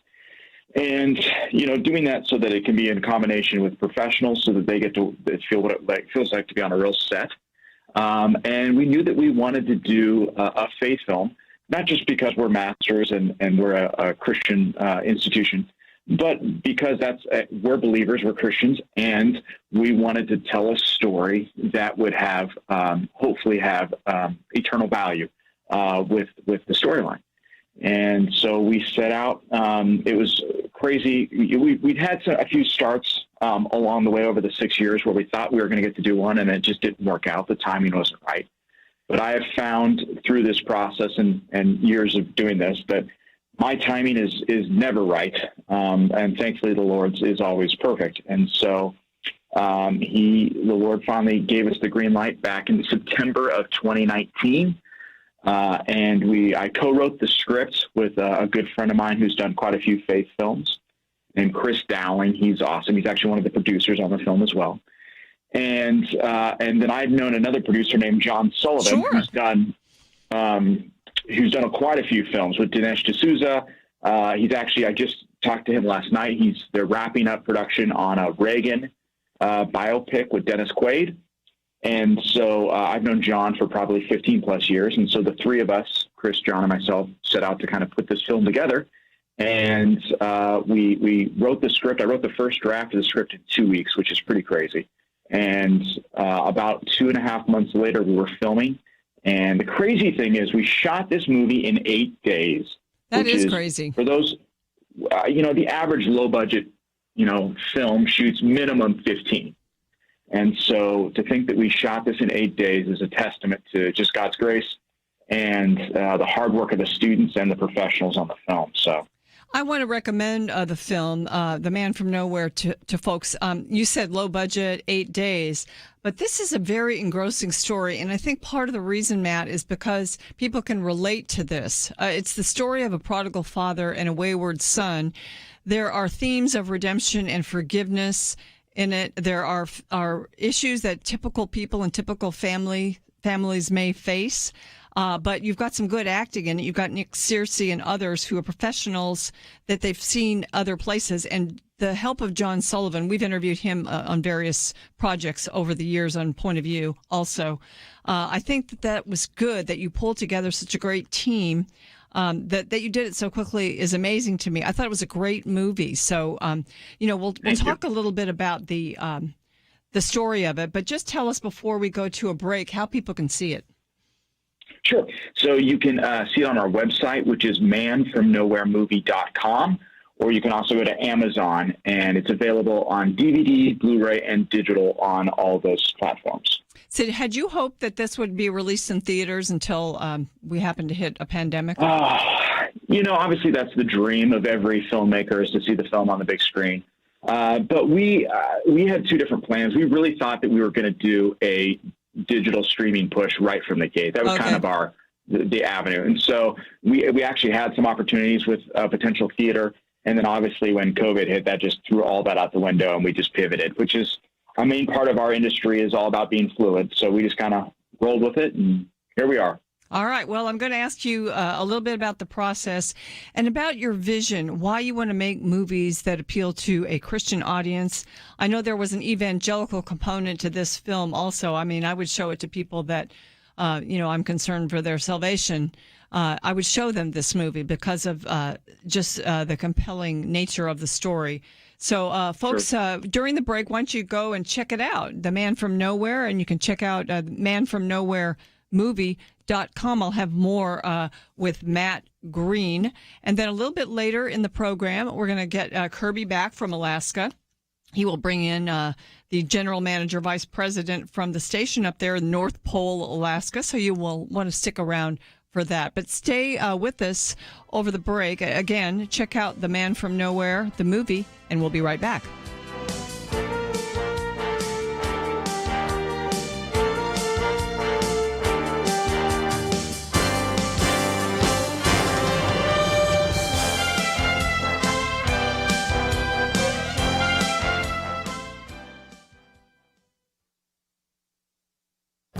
This is Viewpoints with Kirby Anderson. You know, someone who tuned into Point of View for the first time left a comment on the Facebook page criticizing what one of my guests said and concluded by instructing us that Christians should embrace socialism. It's the type of comment I usually ignore, but I thought it might deserve a response since I've heard it so often. Over the last few months, I've been teaching through the book of Acts. When you get to Acts 4, you find a statement that the believers had all things in common. It also says those who possessed land or houses sold them and brought the proceeds to the apostles' feet. They distributed these gifts to anyone in need. It is worth noting that, number one, this practice was apparently only done in Jerusalem, and number two, the practice was a voluntary act. This is hardly a mandate for socialism. Many Christian writers have devoted whole chapters in their books on this subject, so there is more than I can possibly say here. The believers in Jerusalem owned the property before they voluntarily gave the proceeds to the apostles. The next chapter clearly teaches that. When Peter confronted Ananias, he clearly stated, "While it remained, was it not your own? After it was sold, was it not in your own control?" Owning property contradicts one of the fundamental principles of socialism. In the Communist Manifesto, the abolition of property is a major item in the plan for moving from capitalism to socialism and eventually to communism. The 10 Commandments assume private property. The 8th Commandment forbidding stealing and the 10th Commandment about coveting both assume that people have private property rights. In the New Testament, Paul writes, "Let him who stole steal no more." Socialism is incompatible with Christianity. That's why Christians should not embrace socialism. I'm Kirby Anderson, and that's my point of view.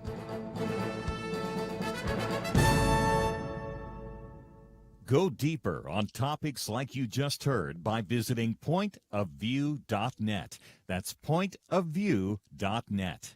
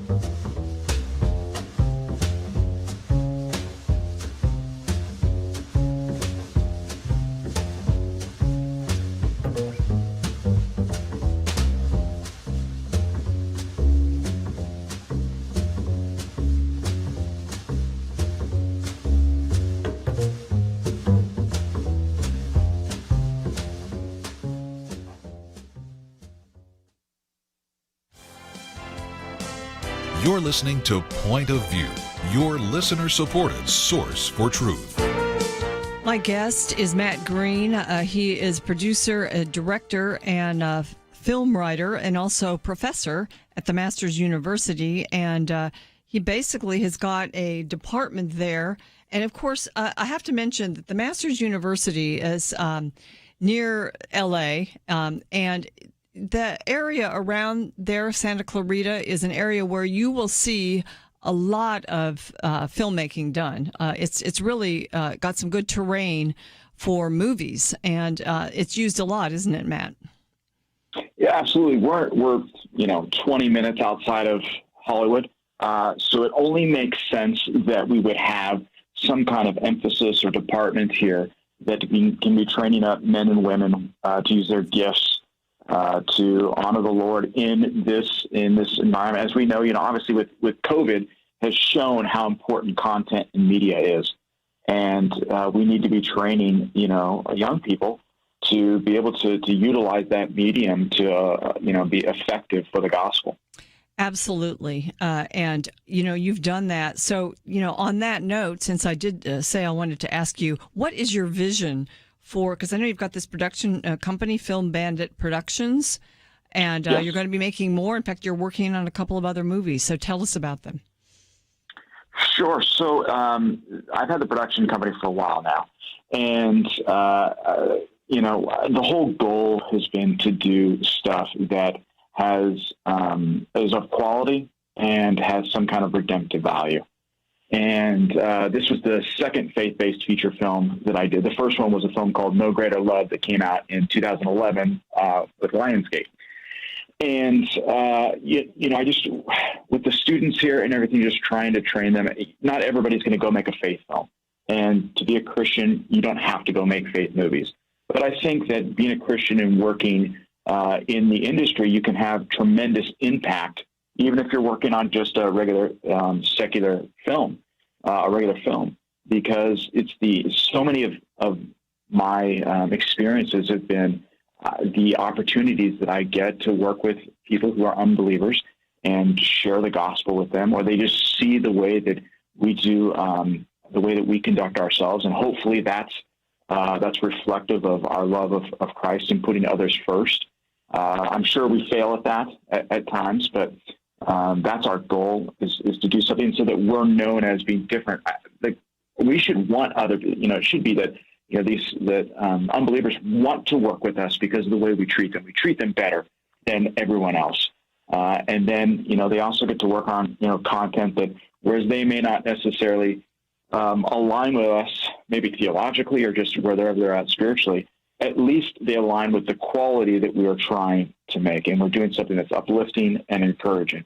So I will say that it was, I thought it was a beautiful movie just to watch, and that kind of quality that you mentioned. It was very creative in the way you used two storylines side by side and in this story. And could you just explain a little bit how you pulled that together and what your thoughts were with regard to that? Yeah, we wanted to do something different. So typically a faith film is about the gospel first and story second. And obviously as Christians, that's the gospel is the most important thing. In the medium of storytelling, though, if you're not careful, it can just seem like a sermon, and then you're taken out of, you go to watch a movie to be entertained. That doesn't mean you can't have, typically a movie that I come away walking away from and thinking about, it provokes some kind of thought, is because the story is intriguing. And so our goal was to have basically a fantasy element in that. So we have two storylines. We have a father and son who have no relationship. And we want to do that too, because typically in faith films, fathers and sons are underserved in storyline. True. And we wanted to do something that reached out. I'm a father myself. I'm a son. And so we wanted to kind of tackle that. And so the subplot is about a noir detective, like the old 1930s, 40s Humphrey Bogart type-esque, who's played by Anthony Tyler Quinn, who was on Boy Meets World for a long time. He's a dear, close personal friend of mine. And we wanted to have this sub kind of plot that's running along simultaneously so there's two father-son stories, and then they start to kind of intersect. And like I said, you don't typically see a fantasy element within faith films. And so we thought, okay, well, that would be something that would be kind of unique and different. And so we shot that even completely different. And that was my director of photography, Jeff Henson, who was absolutely amazing, that really gave this a really professional feeling vibe to the film. So it was, again, really cool. One of the things, too, that Penna, that if I can mention on the website, is we actually have a book. We did a devotional kind of deep dive, theological deep dive that we wanted. There's certain, few themes that we touch on in this film, and the book is called Sins of the Fathers, Lessons from the Bad Dads of the Bible. And we wanted to be able to kind of do a deeper dive so that, people could then, if they wanted to expound more and do some more reading on that, they could. I thought Nick Searcy did a great job playing the father in this movie, and I remembered him from that series Justified. He's a good actor. Okay. You got him to be in the movie. So this is so Justified's my favorite TV show of all time. It was really good. I love that show. And part of that's because it's a modern day Western, and I love Westerns. I grew up watching them, and they're my favorite genre. And so when we were casting, John Sullivan said, "Hey, what do you think about Nick for this role?" And I said, if we can get Nick, that would be a dream come true, because I said, I loved him on Justified. And so when I went to have my first meeting with Nick, all I did was fanboy talk about Justified. And so I'm sure he was like, oh, great, here's another, I got to work with this guy now. But he was excellent. He added a level of gravitas to the film and to the role that we needed. We have a few students that were former students, or the young lady, Ariana Sonnenberg, who plays the lead character's assistant in the film. She's actually a current student. and I saw her in a play and thought she was just so adorable. I'm like, man, we got to get her in something. And so we put her in this. But we were blessed to, like I said, Anthony Tyler Quinn, who was on Boy Meets World, Bradley Gregg, who was in Stand By Me and a bunch of other films. He's great as one of the main bad guys. So we were really blessed with a lot of these people. Again, we're a low budget film. And so people were coming in as favors and stuff to us because they believed in what we were trying to do. And so there's just so many people that I have to thank. I'm really appreciative of how it turned out. Thanks to them. Yes, one more actor, too, to mention Seth Bowling. He did a nice job also playing the attorney son. Who plays his son. Yes. And so he was a former student that had graduated and now actually works. He's the co-director in the theater department here at Masters University. So. Well, I think this is just an interesting discussion to have, and I actually have asked Matt to continue it with us on Friday, because a lot of times we try to talk about movies on Fridays. We used to do it pre-COVID so that we could help people understand where they could go that weekend to the movies, but this is even easier because you can just go to the website and get the movie and watch it in the comfort of your own home. And I highly recommend that you do it. And, Matt, I'm glad that you are not only making movies, but also teaching others and helping them to understand how to do it. I mean, it's always going to be necessary. And as you said, and you might want to just expand on this a moment in about a minute that we have before I've got to let you go, that, telling a story is really the way to get through to people and to actually reach the heart of the matter, isn't it? Right. So, again, having an organic story that then the face elements come out from that, I'm not taken out of the movie. It just happens as part of the story. And then it resonates more. And you walk away after the fact going, oh, okay, that's right, this. And then you start to think about it and contemplate it more. So as opposed to if it's stop, here comes the gospel, then I'm taken out of the story. Yeah. And so that's really what we're trying to do. So. Well, you did a great job, and I think that early Christian movies and efforts had to kind of work through those issues, and you have done a great job. I think it shows how far things have come. So, Matt, I will talk to you again on Friday. Thank you so much for joining me today, and we'll talk to you Friday.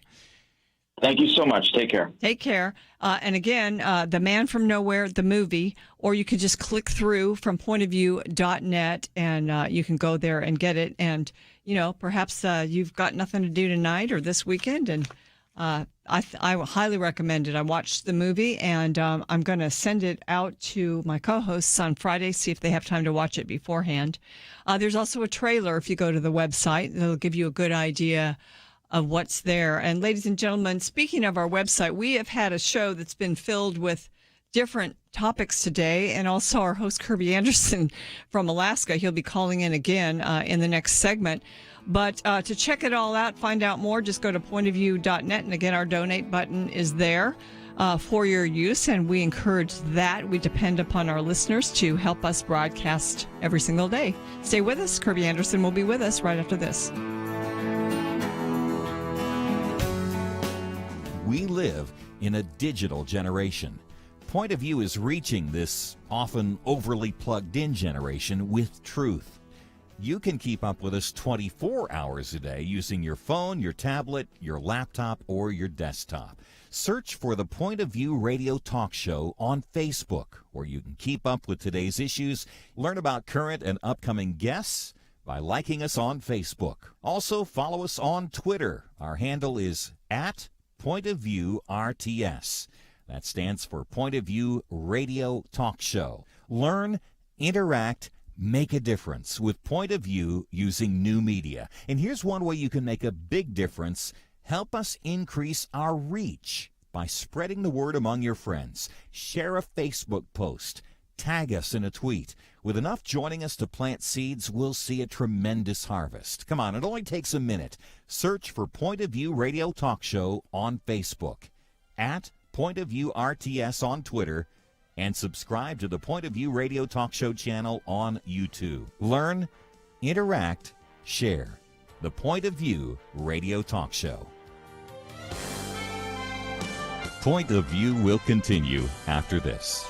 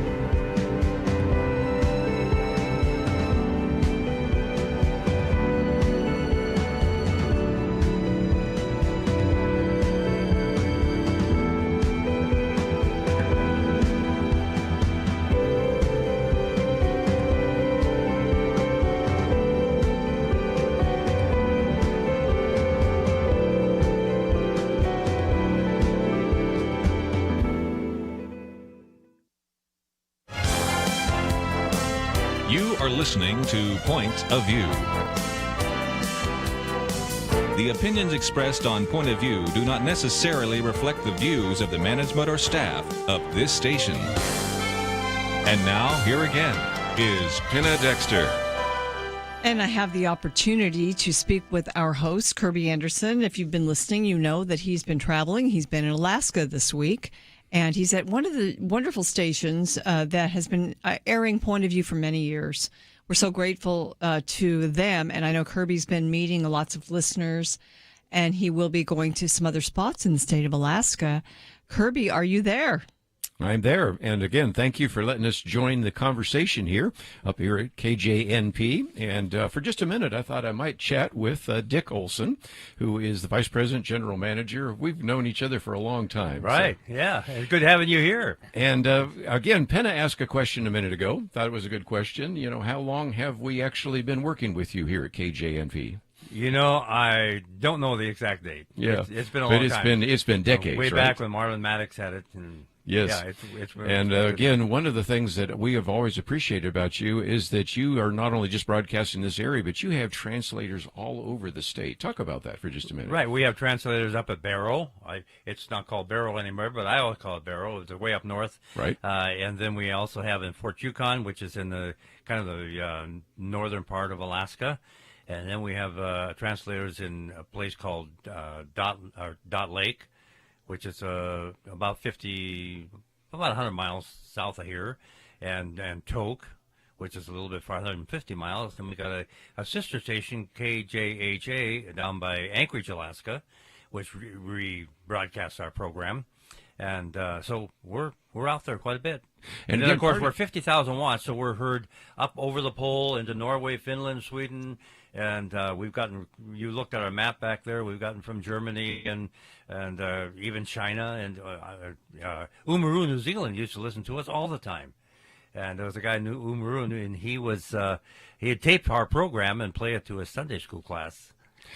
And Penna, they have a map here that just gives you a little bit of an idea of how, again, it's so far north that the broadcast goes over the North Pole. So right. You have people in Norway and Sweden, and of course, people in Siberia. Matter of fact, you had somebody here recently, I know, that had been listening when he lived in Siberia. And now, actually, I was able to be on the station and broadcast that. So it is amazing to me. And Penna, it reminds me once again just of the incredible reach of radio. You and I oftentimes find ourselves in the studio talking to each other, knowing that there are people out there. But one of the things I enjoy most is going out and traveling around the country and hearing from all sorts of listeners and getting a chance to meet all the station managers. Well, it's a great opportunity. You know, when you're in here talking to a microphone to a blank wall, it's not like a preacher having a church full of people. You wonder where it's going. But when you hear those responses back, how the particular song or a particular message has turned their heart over to the Lord, it's worth it all. Yes. Penna, you were going to say something as well. Well, radio is a great opportunity to reach people, but I literally, Dick and Kirby, had no idea how far the reach of your station was, and that we're talking to people in, other countries, and that we're broadcasting over the Arctic Circle. It's hard to believe. And it's just the miracle of technology, and it's the way God expands his message. Isn't that just the way of the Lord to get the word out and to get truth to people all over the world? One other thing I thought I'd chat with Dick just for a minute before we'll let him go is the whole history of this, because in part of this, you wanted to, Don Nelson wanted to reach out to all sorts of individuals, and it's not exactly easy sometimes to fly in with planes to different places, right. And you began to realize that radio really gave you an opportunity to minister to people all over the state of Alaska. Right. Don Nelson was a missionary in a village on the other side of the Yukon River, Stevens Village, which is a native village, and he learned how to be a bush pilot and flew a bush plane, and he figured, well, I'll go from Stevens, it'll be my home point, and then we'll go to Fort Yukon and some of the other villages along the Yukon River. Well, he found out in the wintertime, at 40, 50 below zero, it's not that easy. You only have an hour and a half, 2 hours of daylight, and when you're flying VFR with the airplane, you don't have lighted runways or wherever you're going to go, so you have to be back where you're supposed to be before it gets real dark because you see the runway. And then when you get back there, you have to drain the oil out of your airplane. and you have to take the battery in and put battery covers on it. And I mean, it takes a lot of work, and you get very little feedback from that. And so he was in Fairbanks one time and put a radio on a secular station because he was unable to get back to the village because of the weather. And they said, okay, well, we'll do that for you. So he put a program on with good country gospel music for those native people out there. Right. They really liked that and talked to him, and they listened from another radio station.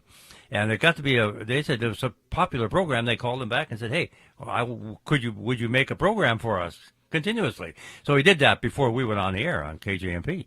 And that's how we found out the response of how radio was.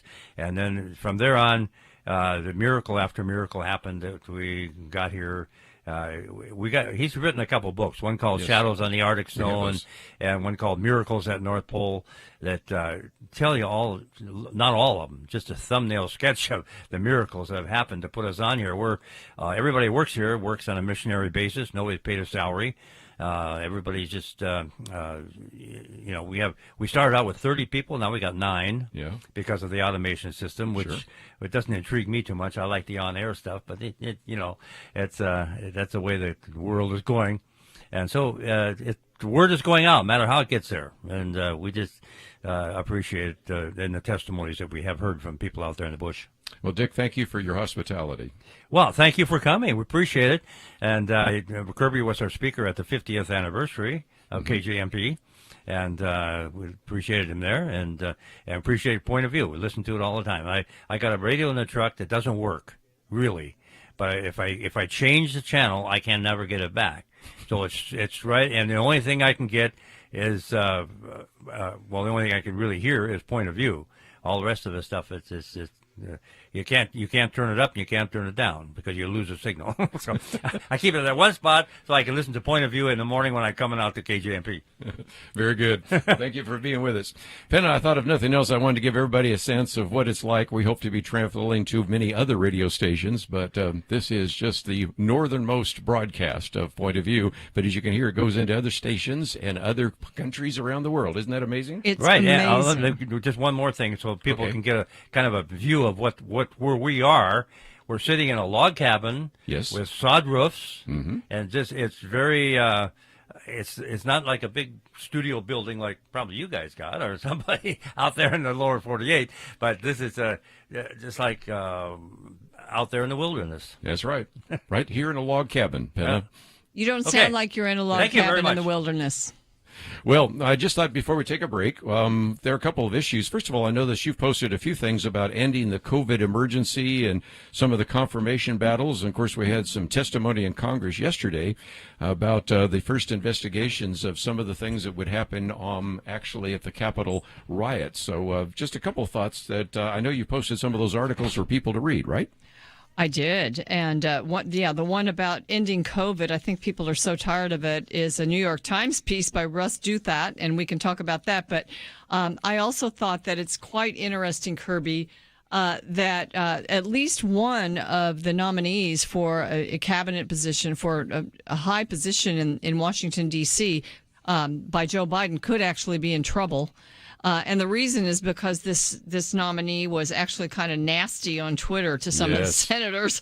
I mean, I think there are better reasons not to confirm her, but that may be the reason that she is either pulled or rejected. We will see about that. There's going to be some votes. This is a big week, Kirby, of voting. It certainly in Washington, is. And D.C. again, one of the lessons you could probably learn vicariously from that woman is if you say some nasty things about U.S. senators and then you're dependent on those U.S. senators to confirm you, maybe that's not going to go so well. That's absolutely right. And then there's another one, Javier Becerra, who is actually he's a nominee for Secretary of Health and Human Services, and he is so anti-life that it could be that he doesn't make it too. There's just it's interesting how it's actually possible to defeat nominees, even in a White House that is moving so far left.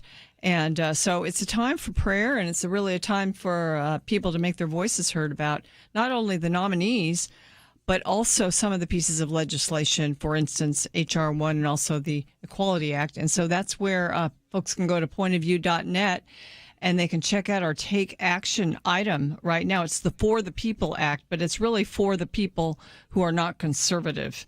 And it could change our election law forever and perhaps even remove conservatives from power forever if it actually would pass.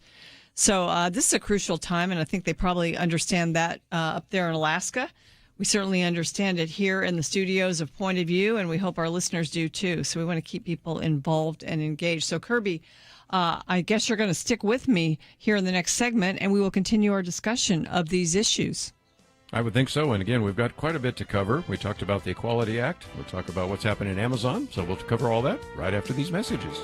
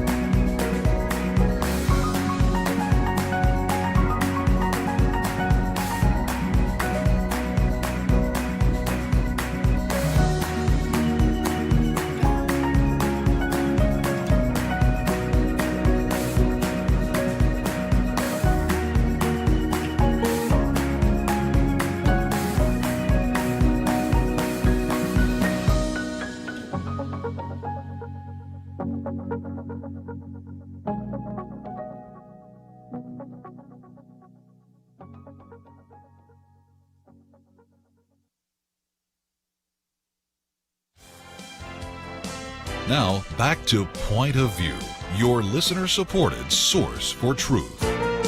Welcome back to the final segment of Point of View. It's been fun to have Kirby Anderson calling in from his visit to one of the stations that carries Point of View up in North Pole, Alaska. And Kirby, I'm so glad you're with me. And you did bring up one of the articles I posted by Russ Duthat in the New York Times. And he's basically talking about how the damage to the economy and mental health from all the closures and restrictions, in a sense, it's some people are just sick of it and they want to open everything up right now. Others don't. But pretty soon it's going to come to the point where we actually have to make some big decisions. He's up in New York and, they're very much closed down, probably compared to where you are in Alaska and where we are in Texas.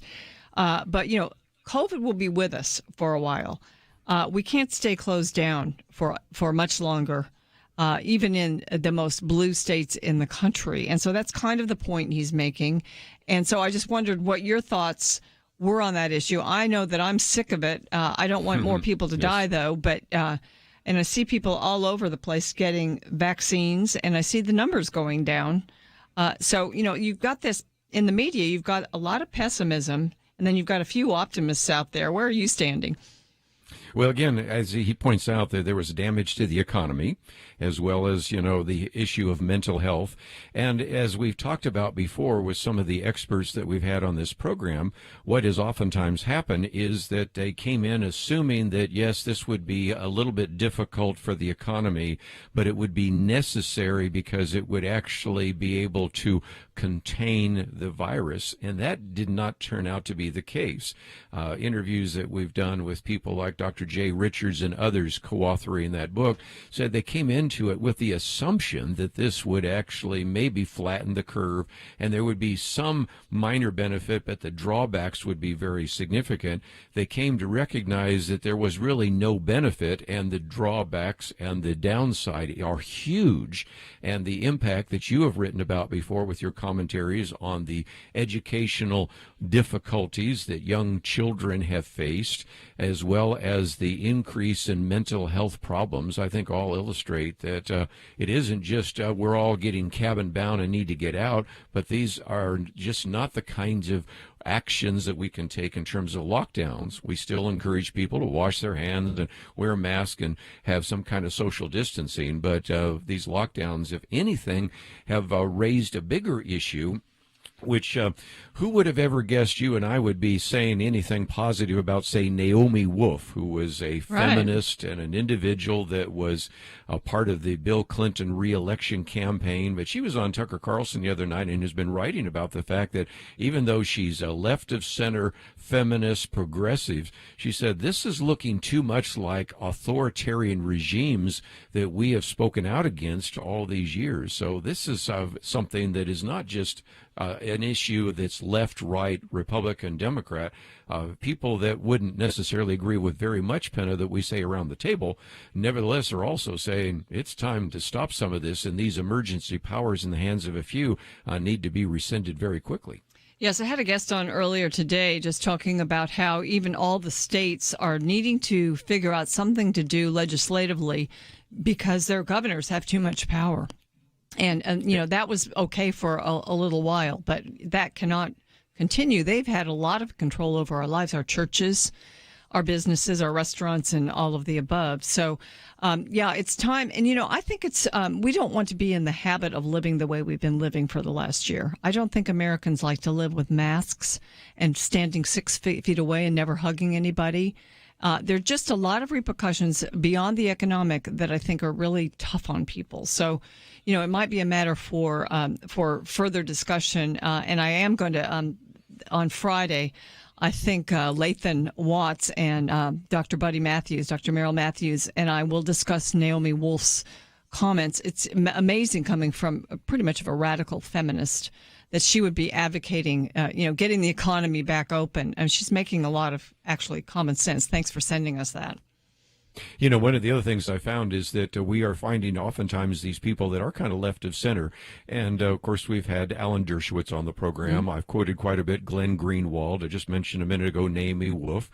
We can go through a long list of other individuals, Jordan Peterson, others, who wouldn't necessarily agree with a lot of the things we say on Point of View, but they're saying the things that we have been saying for some time. They're concerned about the overreach of the Biden administration, the attempt to try to change the narrative and the history, rewrite some of the history even of the attack on the Capitol on January 6th. And so it is striking to me that it shows maybe how many on the left really are overreaching, because some of their fellow liberals are saying, wait a minute, time out. This can't continue down this direction.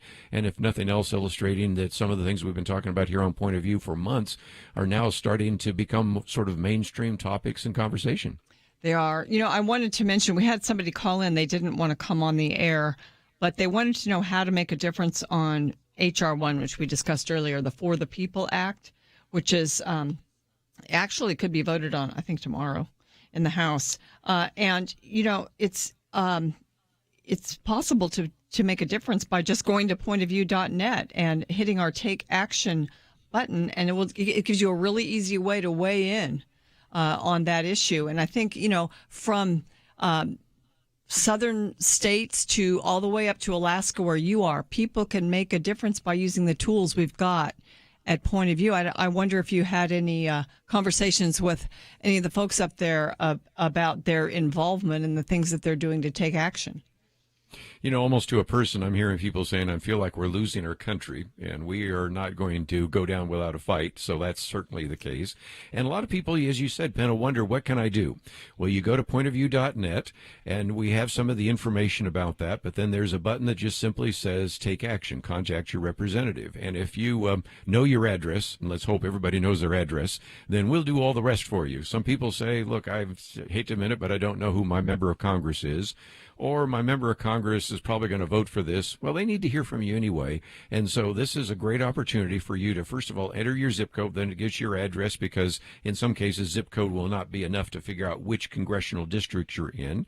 I've had people tell me that, I'll be honest, I never really have contacted my member of Congress, but you've made it so easy that as long as you can remember what your address is, you don't even have to know what your member of Congress is. We give you a suggested talking point, and then you can edit it any way you want and then send it off. And that's a good way for us to at least let people know what we think about this issue of the For the People Act. As I said before, last year it did pass a version similar to this. But that doesn't mean it will pass this time. And if it does make its way out of the House of Representatives, then we really need to get attention focused on what is in the Senate. And, of course, you and I have been talking about this Equality Act as well. That's going to be a real concern. So we each day want to give you something that you can do to make a difference. Certainly you can pray. Certainly you can listen to Point of View. And if you can support us, we would greatly appreciate that. But most importantly, we've given you a take action item, and it's now time for everybody to get involved. Yes, and Kirby, thank you so much just for joining me today and joining us here. I know everybody's wanted to hear from you, and of course we had a crazy week last week and didn't broadcast every day, but that you called and weighed in on the issues that face us every day and introduced us to a new station. It's been a real treat.